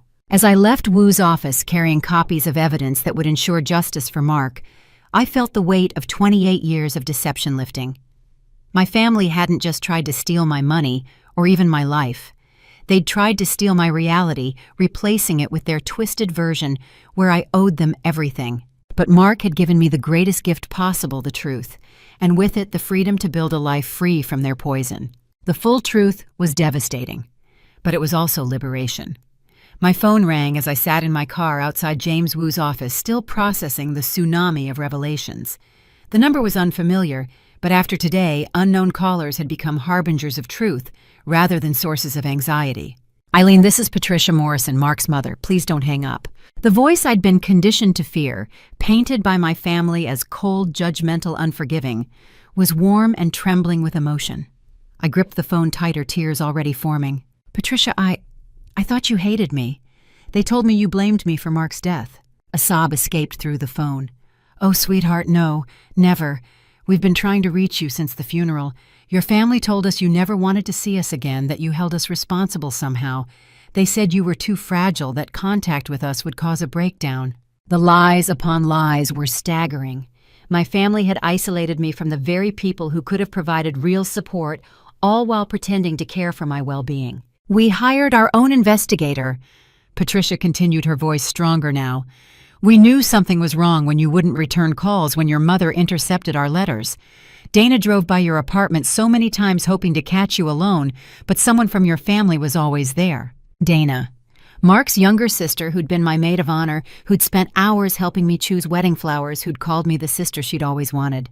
I'd been told she'd written me off, called me a gold digger who'd gotten Mark killed. Where are you now? Patricia asked urgently. Are you safe? We saw the arrests on the news. Anthony is already on his way to you. He should be there in 20 minutes. I'm in my car outside the private investigator's office. I'm overwhelmed but safe. Come to our house, please. Your room is still ready. We never changed it after you and Mark visited last Christmas. We have something important to give you, something Mark arranged before. Her voice caught. Your room, not the guest room. Your room. Even believing I hated them, they'd kept space for me in their home. 25 minutes later, Anthony's familiar blue Honda pulled up beside my rental car. Mark's younger brother looked exactly as I remembered, but aged by grief. The same kind eyes, the same gentle manner that all the Morrison siblings shared. He approached my window carefully as if I might spook and run. Eileen, he said simply, and that one word carried such relief, such joy, that I broke down completely. He waited while I sobbed, then gently said, Follow me home. Mom's making your favorite. Remember her famous lasagna? She never forgot you love extra ricotta. The drive to the Morrison family home was surreal. Every turn brought memories, the coffee shop where Mark and I had stopped, every visit, the park where we'd played frisbee with his nieces and nephews, the street corner where he'd first told his family we were engaged. I'd been erased from these places by my family's lies, but now I was returning. Patricia was waiting on the front porch, Dana beside her. The moment I parked, they rushed toward me. Patricia reached me first, pulling me into the kind of embrace I'd craved for months. Motherly, protective, genuine. My sweet girl, she whispered. We've been so worried. When we heard about Mark, then couldn't reach you. We thought we'd lost you both. Dana joined the hug, crying openly. They told us horrible things. Said you were angry we didn't protect Mark, better that you blamed us for introducing you two. We wrote letters every week for 6 months. Did you get any of them? I shook my head, unable to speak through the tears. My family had stolen even condolences, even love sent through the mail. Inside the house, everything was achingly familiar, yet different. Mark's photos were everywhere, formal portraits mixed with candid shots, including our wedding photos prominently displayed. My family had hidden all traces of him, but here he was celebrated, mourned properly. Sit, Patricia commanded gently, guiding me to the kitchen table. You're too thin. When did you last eat a proper meal? I couldn't remember. The day's revelations had destroyed any appetite, and truthfully, I'd been subsisting on barely anything for months, my family's care consisting mainly of criticism about my appearance. As Patricia bustled around the kitchen, Anthony sat across from me. We know about the investigation. Our lawyer has been in touch with the DA's office. We're testifying about how your family blocked contact, what they told us. Every lie they told helps establish the conspiracy pattern. But that's not why we fought so hard to reach you, Dana added, sitting beside me. We have something from Mark. He set it up 2 weeks before the accident, right after he hired the investigator. Patricia returned with a sealed envelope and a key. He established a trust, said he had a bad feeling about your family's behavior, and wanted to protect certain things. He made me the trustee with specific instructions. If anything happened to him, I was to give this to you only when you were free from your family's influence. With shaking hands, I opened the envelope. Inside was documentation for a trust containing assets I didn't know existed. Mark had liquidated some of his personal investments, sold items of value, and gathered about $300,000.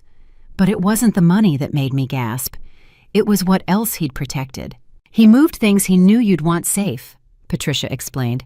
Your grandmother's photo albums, her recipe collection, your parents' wedding album from before things went bad. He said your family would try to take everything meaningful, not just valuable, so he protected your memories too. The key was to a safety deposit box. The inventory list showed it contained my grandmother's letters to me over the years, small pieces of jewelry with sentimental rather than monetary value, and something that made my heart stop, video messages for Eileen, to be opened on specific dates.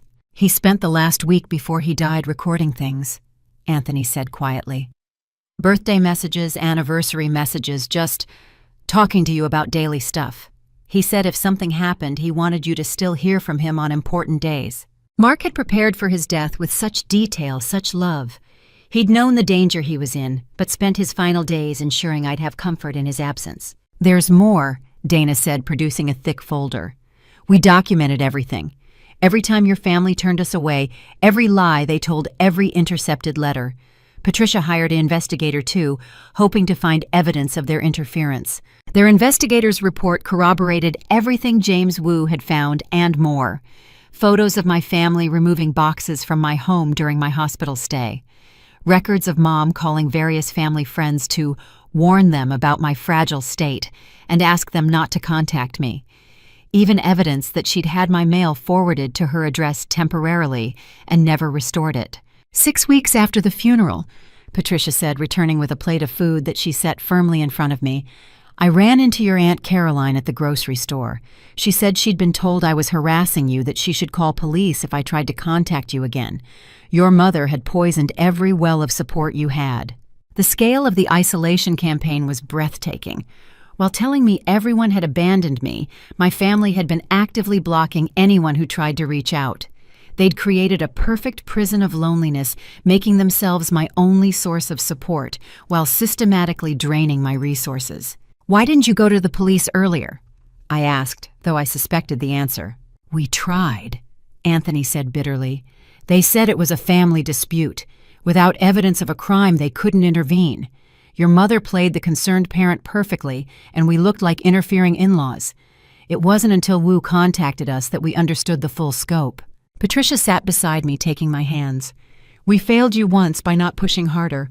We won't fail you again. This is your home now for as long as you need, your real family. Looking around the table at these people who'd loved Mark, who'd loved me, who'd fought against lies to reach me, I felt something I hadn't experienced in over a year: safety. Real, unconditional safety. We have Sunday dinner every week, Dana said softly. Mark's chair has been empty waiting. We'd set your place too, hoping. Now you're here. I don't deserve, I began, but Patricia cut me off. Stop. That's your mother's voice, not yours. You deserve love, support, family. Mark knew it. We know it. It's time you knew it too. As I sat in that warm kitchen eating homemade lasagna while Mark's family shared stories and memories, I realized the cruelest part of my birth family's plan. They hadn't just tried to steal money or property. They'd tried to steal love itself, convincing me I was alone when I was actually surrounded by people desperate to help me. But love, real love, is patient. It waits. It persists. And now finally, it had found its way back to me. That evening at the Morrison house after dinner and tears and shared memories, James Wu arrived with a briefcase that would crack the case wide open. Patricia had called him, insisting he join our gathering since he'd been part of Mark's protection plan all along. I need to show you something disturbing. Wu began pulling out a toxicology report. After discovering the depth of your family's financial crimes, I had a colleague run some tests. Eileen, do you remember feeling unusually tired during family visits? Mental fog, difficulty concentrating? I nodded slowly. Mom said it was part of my recovery, post-traumatic stress making me fuzzy. We tested hair samples from your brush, the one Mark's family kept from your last visit here versus recent samples. You were being systematically drugged with benzodiazepines, small doses mixed into drinks or food, enough to make you compliant and confused, but not enough to trigger obvious symptoms. The room erupted. Anthony slammed his fist on the table while Dana gasped. Patricia went pale, reaching for my hand, but I sat frozen pieces clicking into place. The coffee Mom lovingly brought each visit, the special tea she insisted would help with anxiety, the way I'd sign documents without really reading them, too foggy to focus. That's how she got away with it, I whispered. I thought I was just grieving traumatized, but she was keeping me sedated. Wu nodded grimly. The doses were carefully calibrated. Medical records show your mother asked detailed questions about your prescriptions, claiming she needed to avoid interactions. In reality, she was determining exactly how much she could give you without causing dangerous reactions. He produced another document, security footage from my apartment building during my recovery. Time-stamped videos showed my family's visits, but what I hadn't noticed before was the pattern. Mom always arrived with beverages, always insisted I drink them during the visit, always stayed until I finished them. Within an hour, the footage showed me becoming noticeably less coordinated, more passive. There's more, Wu continued. Your neighbor, Mrs. Patterson, documented something crucial. He pulled out a series of photos. She noticed your family removing items during each visit and started photographing everything. The images were damning. Mom carrying out filing boxes labeled financial records. Todd loading Mark's computer and external drives into his truck. Rachel with arms full of photo albums. Dad hauling away Mark's father's antique desk, a piece Mark had treasured. Mrs. Patterson tries to intervene, Wu explained. But your mother claimed you'd asked them to store things temporarily, that seeing Mark's belongings was too painful. Mrs. Patterson didn't buy it, so she documented everything and reached out to me through Mark's obituary guest book of all places. She'd seen my name listed as a family friend. Patricia interjected. That explains what they were looking for at Jennifer Wu's apartment. Mark must have backed up evidence about their behavior on drives they took. Wu pulled out his phone. Speaking of evidence, I received this an hour ago from the forensics team. He showed us an email with attached files. They recovered deleted texts from Rachel's phone. The conspiracy goes deeper. He read aloud, Rachel to Mom, January 2025. The medication is working. She signed 3 documents today without reading. Mom to Rachel. Good. We need the power of attorney finalized before she starts recovering too much. Double the dose in tomorrow's tea. Rachel, isn't that dangerous? Mom, I know exactly how much she can handle. I've done this before. Done this before, Dana repeated, horrified. With who? Wu's expression darkened. We're investigating 3 suspicious deaths in your extended family over the past 20 years. Elderly relatives who died shortly after changing their wills in your mother's favor. Each had documented personality changes and confusion in their final months. The scope of my mother's crimes was expanding into serial killer territory. How many vulnerable family members had she slowly poisoned while playing the devoted caretaker? But here's what will ensure maximum sentences, Wu said, pulling out another folder. Your cousin Marie contacted me today. She's been in hiding in Oregon, but she's willing to testify. Marie's alive, I gasped. We'd been told she'd moved to Europe and cut all contact after a mental breakdown. Very much alive and very angry. She's been documenting your mother's crimes for years, building her own case. She has recordings, documents, evidence of previous poisonings. She's been waiting for someone else to come forward, too terrified to face your mother alone. Wu played an audio recording on his phone. Marie's voice, older but unmistakable, filled the room. Linda Morrison is evil incarnate. She nearly killed me with her helpful teas and vitamin supplements, made me think I was losing my mind. I signed away Dad's entire estate, believing I was too sick to manage it. It wasn't until I escaped and got clean that I realized what she'd done. I've been hiding ever since, but I kept everything. Every receipt, every document, every piece of evidence. If someone else has finally stood up to her, I'll come back. We can stop her together. The room sat in stunned silence. My mother wasn't just a greedy relative. She was a calculated predator who'd been perfecting her methods for decades. The district attorney is building a RICO case, Wu explained. Your family operated as an organized crime syndicate with your mother as the head. The federal charges alone could result in life imprisonment. Anthony spoke up. What about international crimes? If they were planning to flee with the stolen money? Wu smiled grimly. Already investigating. Todd had been researching countries without extradition treaties. Rachel had opened offshore accounts in the Caymans. They were planning to run once they'd drained everything. Patricia's phone rang. She answered, listened, then handed it to me. It's Detective Morrison. She says it's urgent. Eileen, the detective's voice was tense. Your father is ready to make a full confession. He's offering to testify against your mother in exchange for a reduced sentence. But he'll only talk to you first. Can you come to the station? I looked around the table at my real family, Mark's family, who nodded encouragingly. We'll come with you, Diana said firmly. "You don't face this alone anymore." As we prepared to leave for the police station, Wu made one final revelation. "Eileen, there's something else. We found your grandmother's real final letter to you. Your mother intercepted it years ago but never destroyed it. She kept it as some sort of trophy." He handed me an envelope yellowed with age, my name written in Grandma's careful script. Inside, her words brought fresh tears. "My dearest Eileen, if you're reading this, I'm gone, and you're probably wondering why I left you everything. The truth is simple. You're the only one who loved me for me, not my money. Your mother has been stealing from me for years, thinking I didn't notice. I noticed everything. I've protected what I can in trusts she can't touch, but I fear she'll still try to take from you. Be careful, my sweet girl. Your mother's greed has no limits, and she'll use your good heart against you. Find someone who loves you truly, not for what you have, but for who you are.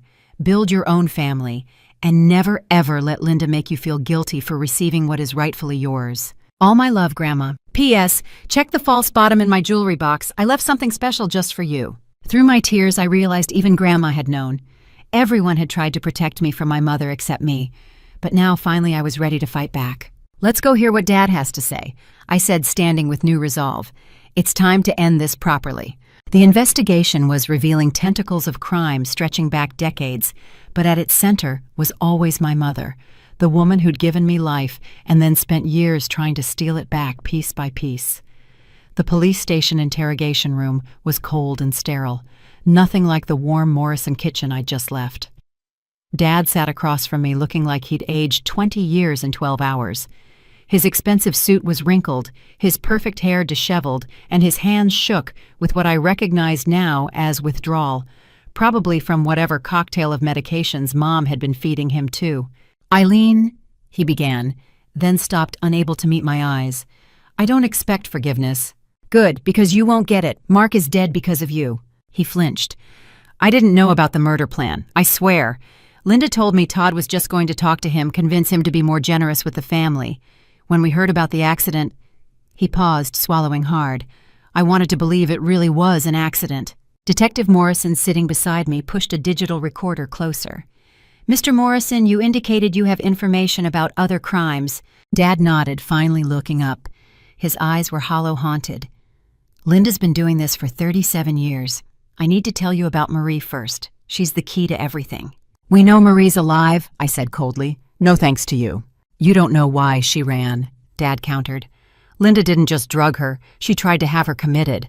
Permanently. She had a doctor on payroll, Dr. Harold Vance.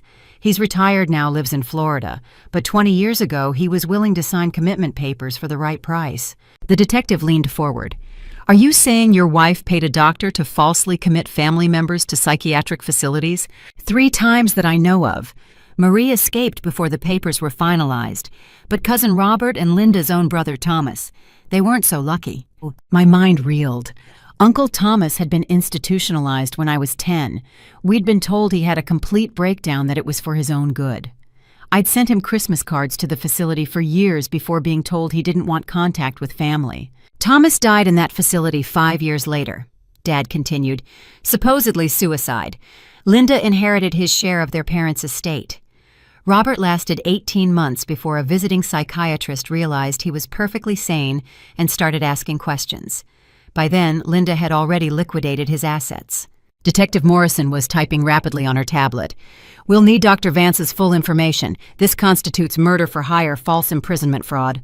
"I have records," Dad said quietly. "I've been keeping insurance, you could say. Documents, recordings, evidence. Hidden in a safety deposit box Linda doesn't know about. I'll give you access to everything." "Why now?" I asked. "Why betray her after all these years of enabling—" Dad's composure finally cracked. "Because she was planning to do it to you. After Todd killed Mark, she said it was perfect timing. With your grief and the drugs she was giving you, she could have you declared incompetent within 6 months. She already had Dr. Vance's replacement lined up, some young psychiatrist with gambling debts." The room spun. My own mother had been planning to lock me away in a psychiatric facility while stealing everything I had. "But Marie's not just a victim," Dad continued. "She's been investigating Linda for years. She has evidence about other victims. Elderly relatives who died mysteriously, family friends who lost fortunes. Your mother has been running a complex criminal enterprise disguised as family devotion. Speaking of Marie, Patricia interjected from where she sat behind me. She called while we were driving here. She's flying in tomorrow with boxes of evidence, 20 years worth of documentation. Dad's face showed genuine surprise. Marie's coming back. Linda will lose her mind. Marie knows things about Linda's first marriage. First marriage. This was news to everyone, including the detective. Before me, Linda was married to Gregory Paulson, wealthy real estate developer. He died in a boating accident 2 years into the marriage. Linda inherited everything. She used that money to seduce me, presenting herself as a grieving widow with good business sense. But Marie investigated that death. Gregory was an expert swimmer. The boat showed signs of tampering. The detective pulled up records on her computer. Gregory Paulson died 1985. Case closed as accidental drowning. Insurance payout, Jesus, $3 million in 1985 money. Linda used it to build her image, Dad explained. Charitable donations, social climbing, creating the perfect facade. By the time she targeted me, she was established in society. I was a young banker impressed by her sophistication.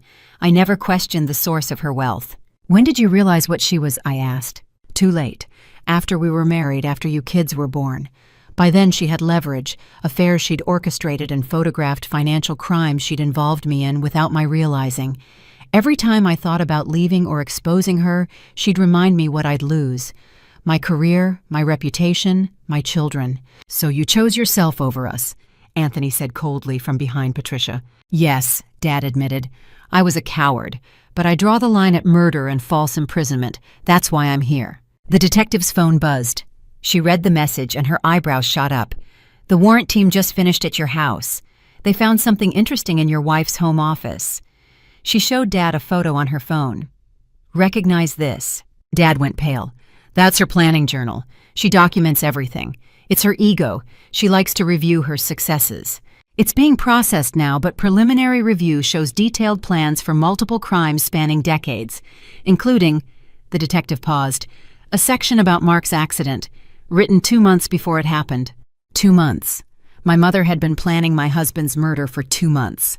There's one more thing, Dad said urgently. Linda has a partner, someone you haven't caught yet, someone still on the outside who handles certain situations for her. Before he could continue, the interrogation room door burst open. A uniformed officer rushed in. Detective, we have a situation. Rachel Morrison is in the hospital, apparent suicide attempt in her cell. What? I jumped up. Is she okay? She's stable, but she left a note. Says there's someone else involved, someone who's going to finish what they started with Mrs. Morrison here. Dad grabbed my hand the first time he'd touched me in years. Get somewhere safe. Linda's partner. I don't know who it is, but they're dangerous. They're the one who actually tampers with the boats. The cars makes things look like accidents. Linda plans, but this person executes. The room erupted in activity. Officers were dispatched, security protocols activated. Patricia and Anthony flanked me protectively as Detective Morrison coordinated response teams. We're putting you in protective custody, she told me, until we identify this partner. But I thought about Mark, always one step ahead, always protecting me. Wait, check with James Wu first. If Mark knew about Mom's previous crimes, he might have identified the partner. Wu answered on the first ring. When the detective explained the situation, his response chilled everyone. I know who it is. I've been tracking him. Check your parking lot cameras right now. Silver BMW license plate starting with JTK. The detective pulled up the feed. There in the visitor lot sat a silver BMW. The driver was barely visible, but something about the profile was familiar. Zoom in, I said, my voice barely a whisper. As the image clarified, I gasped. I knew that face. We all knew that face. It was Dr. Marcus Kramer, my psychiatrist during recovery. The man who'd prescribed my medications. The man who'd had private sessions with Mom about my treatment plan. The man who'd been drugging me under medical supervision while Mom drugged me at home. He's not just her partner. Wu's voice came through the speaker. He's her son from the first marriage. She gave him up for adoption to avoid suspicion after Gregory's death, then reconnected with him 20 years later. He's been her hidden weapon ever since. A serial killer mother-son team, and I'd been their next target. Lock down the building, Detective Morrison barked. No one leaves, and get me everything on Marcus Kramer now. As alarms began to sound and the police station went into lockdown, I realized the fight wasn't over. It was just beginning. But this time I wasn't alone. This time I had an army. And Mom's secret weapon was about to become her downfall. The police station lockdown lasted 3 hours. Dr. Marcus Kramer, or rather Marcus Paulson, my half-brother I never knew existed, was apprehended trying to leave the parking lot. In his car, police found a medical bag containing enough sedatives to kill syringes, and disturbingly a folder with my name on it containing detailed notes about my treatment-resistant depression and recommendations for immediate institutionalization. I watched through the observation window as they brought him in. The man I'd trusted with my mental health, who'd sat across from me for dozens of sessions, pretending to help while secretly documenting ways to destroy me. He moved with the same calculated grace as Mom, the genetic connection obvious now that I knew to look for it. Detective Morrison emerged from his initial interrogation looking shaken.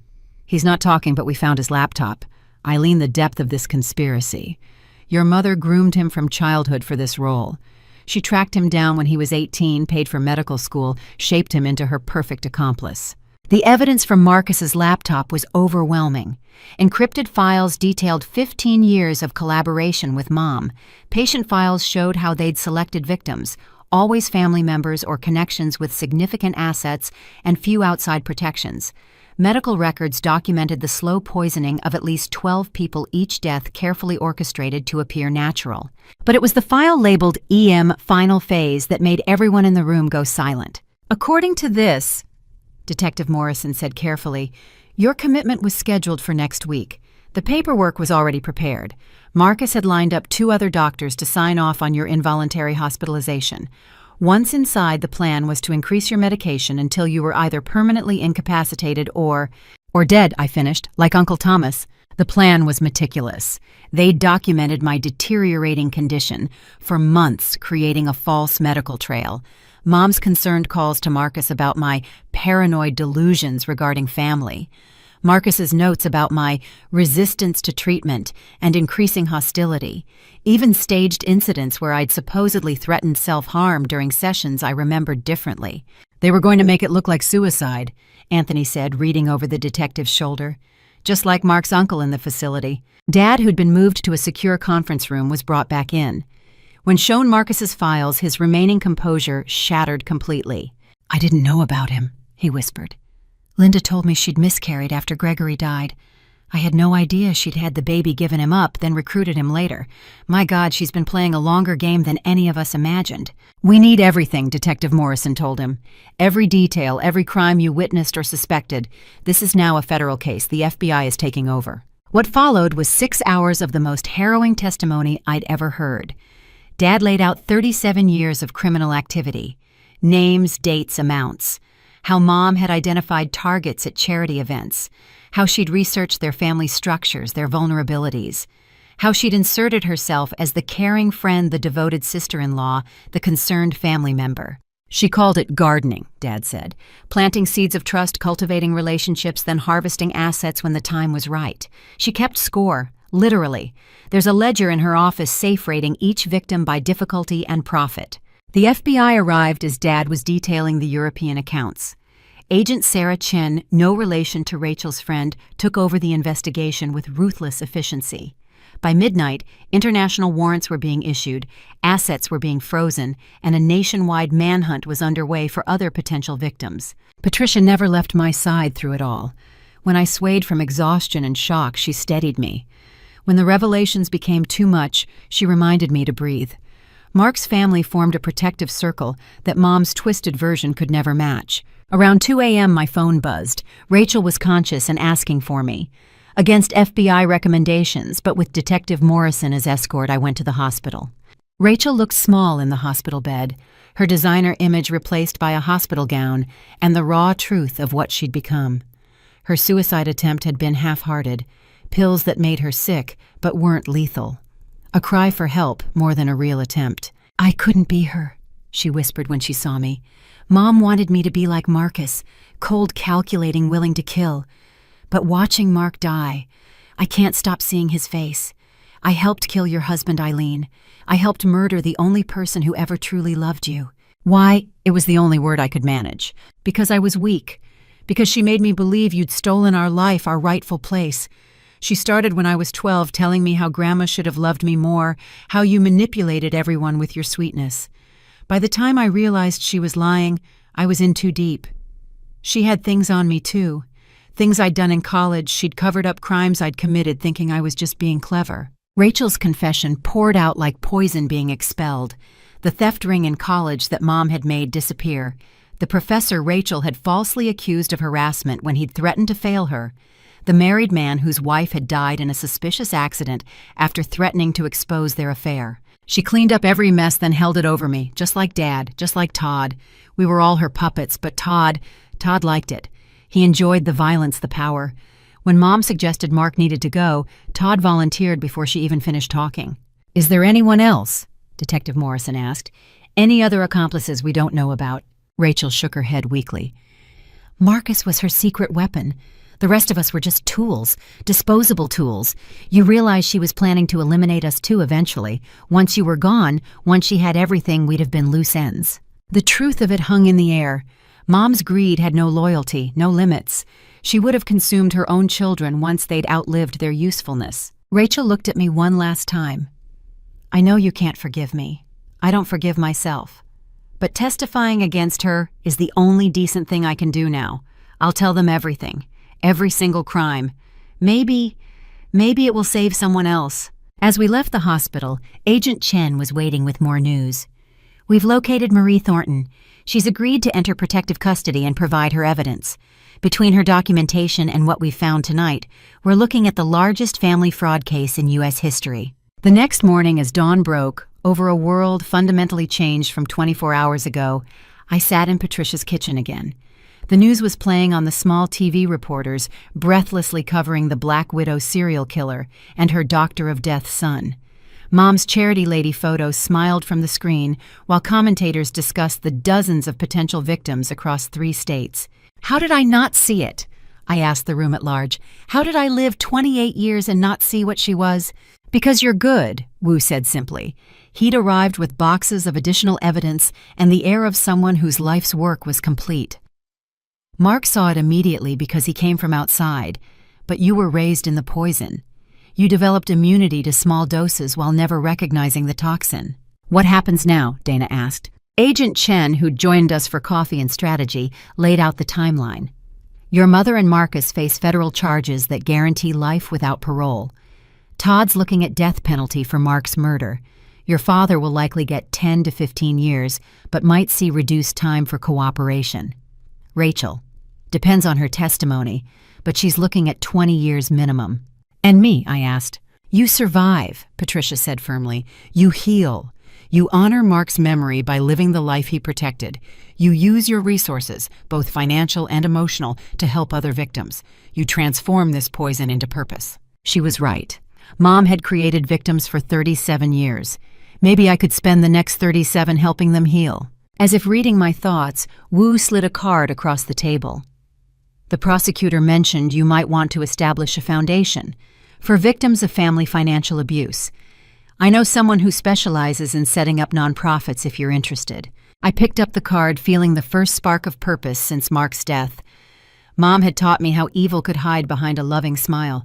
Maybe I could teach others to recognize the signs before it was too late. "Mark would love that," Anthony said quietly, "using pain to prevent more pain. Very teacher-like." Outside media vans were already gathering. The story would dominate headlines for months. But inside this kitchen, surrounded by real family planning, how to transform tragedy into purpose, I felt something I'd thought was lost forever: hope. The reckoning had come. Justice would be served. And from the ashes of my mother's criminal empire, something good would grow. Mark had believed in my strength. It was time to prove him right. 6 months later, I sat in a federal courtroom in downtown Chicago, watching the woman who gave me life-stand trial for attempting to steal it.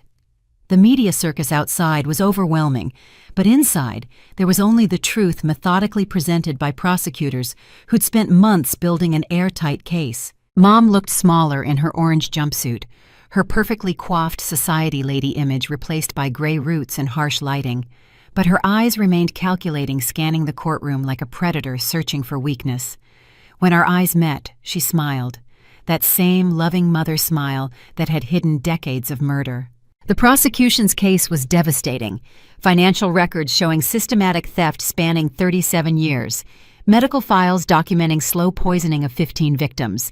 Email chains planning murders. Photos of boats with tampered engines, brake lines with precise cuts. Medication bottles with falsified labels. The sheer scope made several jurors visibly ill. But it was Rachel's testimony that provided the most shocking revelations. She took the stand on day 3, shackled but clear-eyed. The plea deal she'd negotiated required complete honesty, and she delivered. But what none of us expected was the bombshell she dropped about Marcus. Mom started grooming Marcus when he was 14. Rachel began, her voice stronger than during our hospital conversation. She didn't just recruit her son, she created him. I found her journals from that period. She wrote about molding the perfect instrument, about raising him to be unencumbered by conscience. The prosecutor displayed excerpts from Mom's journals, each entry more chilling than the last. Marcus shows promise. No emotional attachment to victims. I've started having him practice on animals, building his tolerance. By medical school, he'll be ready for human subjects. Tested Marcus with cousin William. He administered the medications without hesitation. No guilt response afterward. My greatest success. Marcus suggested we could streamline the process by opening a private practice together. My boy thinks bigger than I ever did. Gregory's genes clearly dominated. Rachel continued. She was proud of creating a sociopath, but she miscalculated. Marcus wasn't loyal to her. He was loyal to the game. I have recordings of him discussing eliminating Mom once she'd outlived her usefulness. He saw her as a mentor to surpass, not a mother to obey. This revelation cracked Mom's composure. She half rose from her seat before her lawyer pulled her down. The woman who'd controlled every variable for decades hadn't seen betrayal coming from her own creation. "Play the recording," the prosecutor instructed. Marcus's voice filled the courtroom, cultured and cold. "Linda's getting sloppy. The Morrison situation is too high profile. After we secure the assets, she becomes a liability. I've already prepared the medications. A stroke would be believable at her age." On the tape, Mom laughed. "My clever boy. But let's finish with Eileen first, one victim at a time." "Of course, Mother, though technically you'll be victim number 38. I do so appreciate the symmetry." The recording ended with both of them laughing about murder statistics like other families might discuss baseball scores. When Todd took the stand in his own defense, he tried to paint himself as another victim of Mom's manipulation. But under cross-examination, his true nature emerged. The prosecutor played security footage from Mark's school the day of the confrontation. "You seem quite enthusiastic about threatening Mr. Morrison," she observed as the video showed Todd shoving Mark against a wall. "He was disrespecting our family," Todd snarled, forgetting his victim act. "Acting like he was better than us because he had some moral high ground. Mom was right. He was an obstacle." "So you removed the obstacle." "I did what needed doing. Someone had to protect family interests." "By murdering an innocent man." Todd's lawyer tried to object, but Todd was beyond controlling. "Innocent. He turned Eileen against us, made her think she was too good for her own blood. Yeah, I ran him off the road, and you know what? I'd do it again." The courtroom erupted. The judge called for order while Todd's lawyer looked ready to faint. In one outburst, Todd had confirmed premeditated murder. But the most powerful testimony came from an unexpected source, Marie Thornton, my cousin, who'd survived Mom's earlier attempt. She entered the courtroom with quiet dignity, 20 years of hiding having aged her, but not broken her spirit. "Linda Morrison is evil wearing a human mask," Marie stated simply. "She doesn't just steal money. She steals lives, sanity, hope. I spent years believing I was insane because of her gaslighting, years hiding, terrified she'd find me and finish what she started." Marie presented her evidence recordings of Mom discussing drugging schedules, photos of Mom meeting with Dr. Vance about commitment papers, financial records showing the systematic draining of Marie's father's estate. But most damning was a video Marie had secretly recorded during her final family dinner before fleeing. In it, Mom spoke casually about Marie's upcoming rest cure at a wonderful facility, while Marie, clearly drugged, struggled to focus. "Poor dear," Mom's voice cooed on the tape. "So confused lately. But don't worry, we'll take good care of everything while you're getting better." The camera had captured Mom's reflection in a mirror, showing her adding powder to Marie's wine while maintaining concerned conversation. "That was the night I ran," Marie testified. "I realized I'd never leave that facility alive, So I pretended to drink, excused myself, and drove straight to Canada with only the clothes on my back. I've been looking over my shoulder ever since. When Marcus testified via video link from federal prison, he'd been denied bail as a flight risk. His complete lack of emotion chilled the courtroom.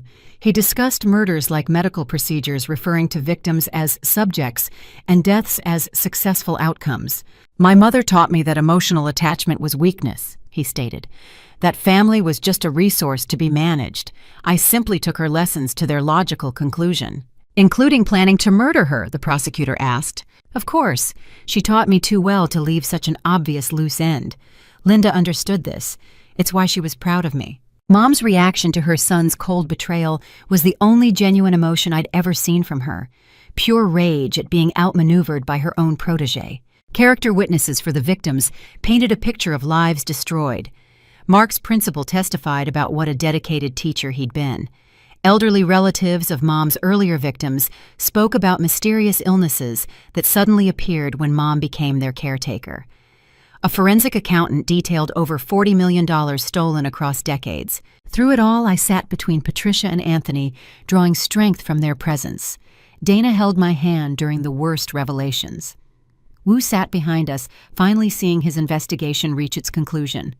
We were an odd family, bonded by tragedy, but genuine in our support. The defense's case was brief and futile. Mom's lawyer tried to argue diminished capacity due to childhood trauma, but psychiatric evaluations showed a woman fully aware of her actions. Dad's testimony for the prosecution had eliminated any doubt about her mental competence.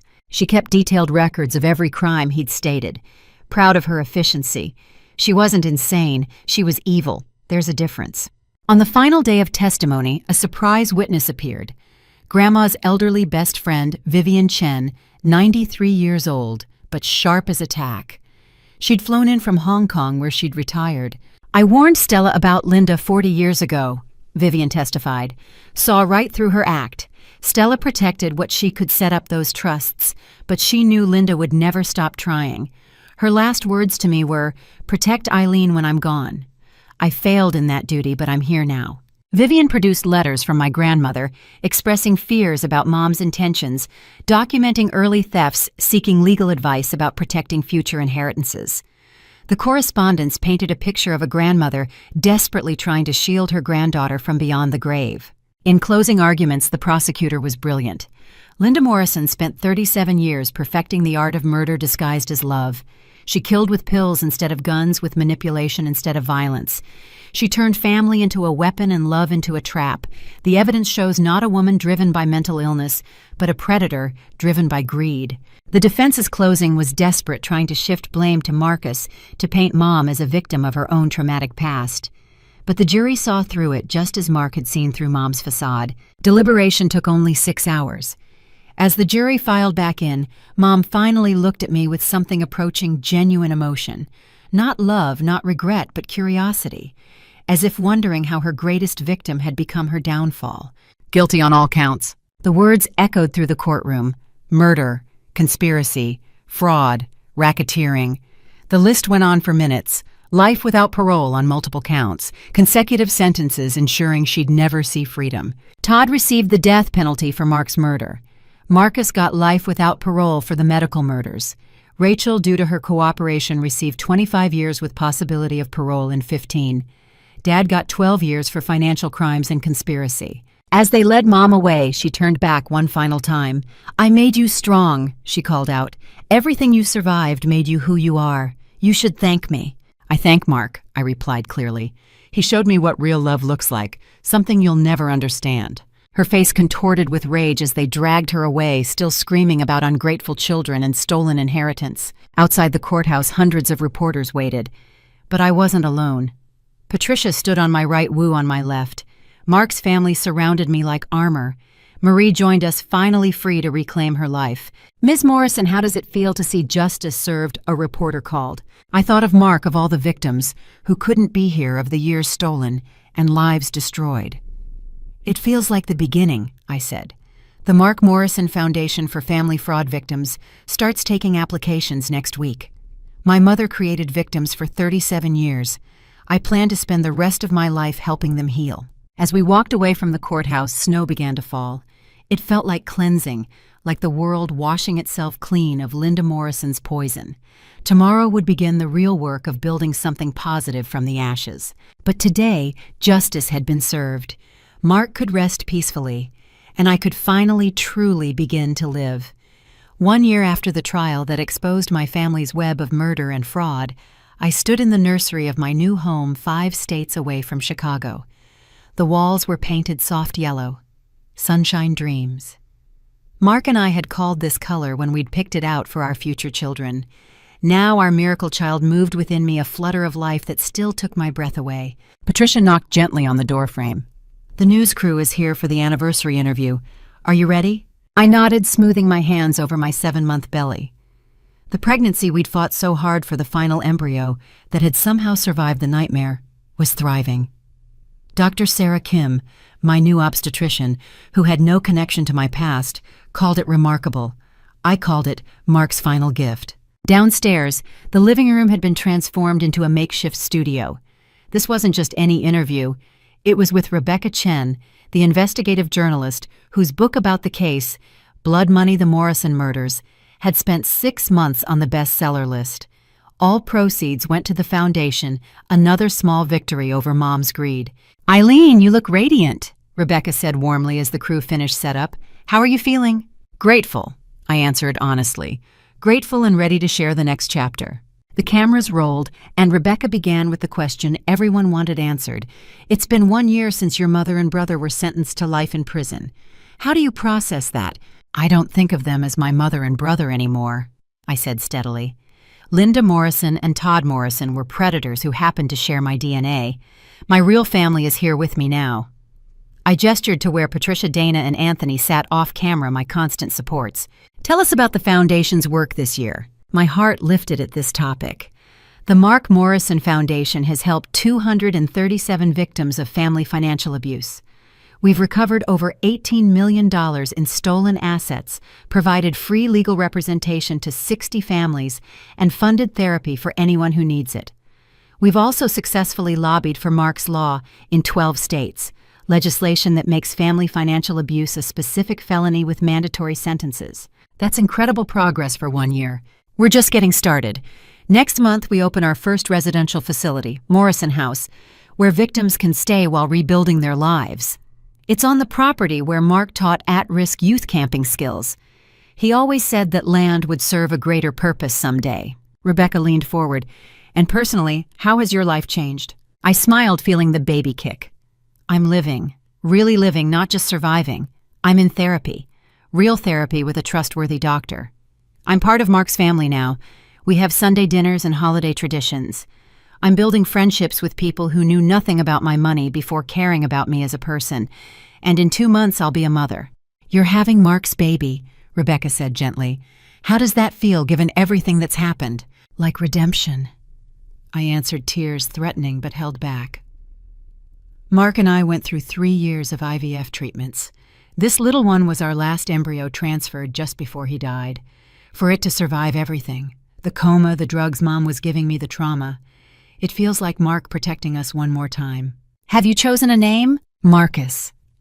At Rebecca's shocked expression, I explained, not after Mom's accomplice, but to reclaim it, to prove that names don't determine destiny. Marcus James Morrison, after his father and the investigator who saved my life. "Speaking of investigations, there's been a development in your cousin Marie's case." I nodded, glancing at Wu, who joined us for this part. "Marie and I have been working with federal investigators to uncover more of Mom's victims. We've identified 8 more suspicious deaths and are helping families exhume bodies for proper testing. It won't bring them back, but it might bring closure." "And your father? He's been cooperating from prison." "Richard Morrison has provided over 300 hours of testimony. He's helped recover hidden accounts, identified previously unknown victims, and testified in 6 related trials.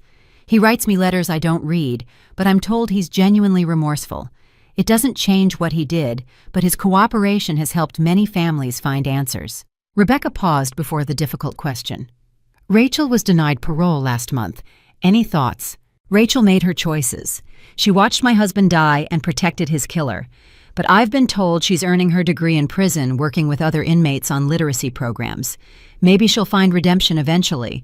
That's between her and whatever conscience she has left. The therapy recordings between Linda and Marcus were released last month. Many found them disturbing. They should be disturbing. They show a mother deliberately creating a sociopath celebrating his lack of empathy. But they also show that evil isn't born. It's made. It's taught.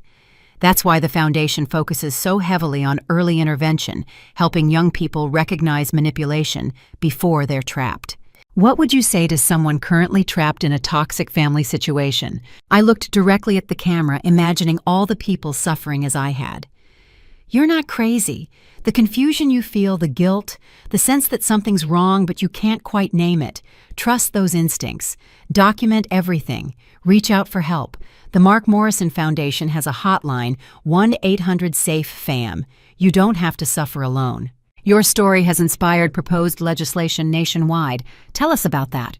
The Morrison Act would create federal oversight for family financial abuse cases. Right now, these crimes often fall through jurisdictional cracks. The act would establish a dedicated FBI unit, mandatory reporting requirements, and interstate coordination. It's in committee now, but we're hopeful. Rebecca smiled. You've accomplished so much in a year. What's next? Living, I said simply. Raising my son, growing the foundation, speaking at conferences to train law enforcement and medical professionals to recognize signs of family abuse, and Sunday dinners with my real family, the simple things that Linda tried to steal from me. Any regrets? Only that I didn't see the truth sooner, that Mark had to die for me to wake up. But I can't live in regret. It's another kind of poison. I choose to honor Mark by helping others escape before it's too late. One final question. Do you ever visit Linda in prison? No. She sent letters, probably manipulative masterpieces. I burn them unread. She has no place in my life or my child's life. The only power she has left is what victims give her, and I give her nothing. As the interview wrapped up, Rebecca surprised me. I have something for you.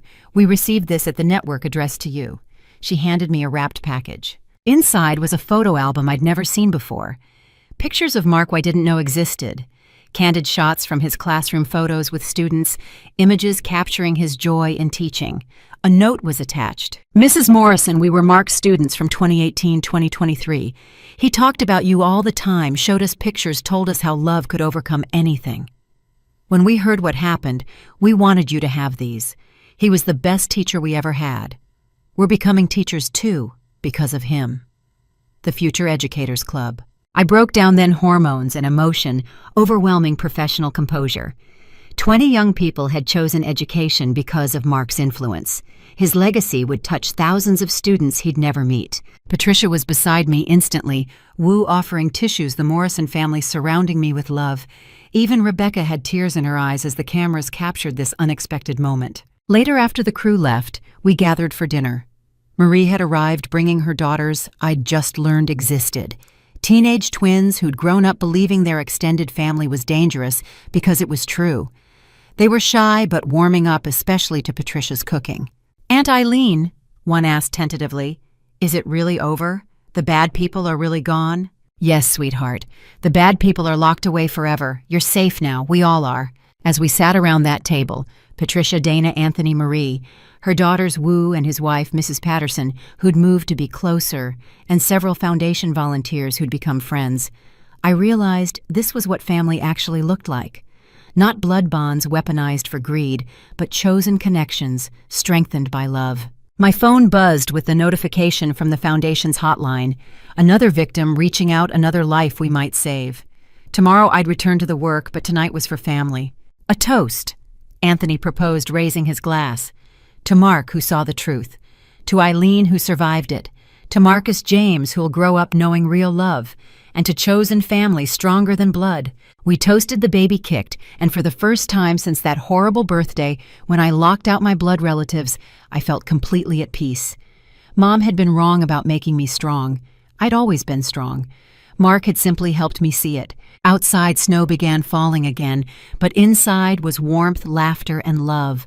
The poison had been purged, the healing was real, and the future finally was bright. As I prepared for bed, I stopped by the nursery one more time. Above the crib hung a photo of Mark and me on our wedding day, both of us radiant with joy and hope. Next to it was a letter I'd written for Marcus James to read when he was older, explaining his father's courage and sacrifice. "Your daddy was a teacher," I whispered to my belly. "He taught me the most important lesson of all, that real love protects, nurtures, and sacrifices. It doesn't manipulate, steal, or destroy. You'll grow up surrounded by real love, little one. That's my promise to you and to him." The baby responded with a strong kick, as if sealing the promise. In 2 months, Mark's son would enter a world where Linda Morrison had no power, where chosen family meant everything, and where his father's legacy lived on through every life saved by the foundation. It wasn't the life I'd planned, but it was the life I'd fought for and won. And as I turned off the nursery light, I knew that somewhere Mark was proud. The girl he'd tried to protect had become a woman who protected others, the ultimate victory over those who'd tried to destroy us both. Love had won. It always does in the end. Thank you for listening to this story of survival, betrayal, and ultimately triumph. If you've experienced family financial abuse or manipulation, you're not alone. Share your thoughts below. Have you recognized similar warning signs in your own family? What would you do if you discovered your loved ones were not who they seemed? Please, like this video if it resonated with you, subscribe for more stories of overcoming adversity, and share it with someone who might need to hear that they're not crazy for questioning toxic family dynamics. Your engagement helps us reach more people who need hope. Remember, real family isn't always blood. It's the people who stand by you when the truth comes out. Stay strong, trust your instincts, and never let anyone make you feel guilty for protecting yourself. Until next time, may you find the courage to choose real love over toxic bonds, and may your chosen family bring you the peace you deserve.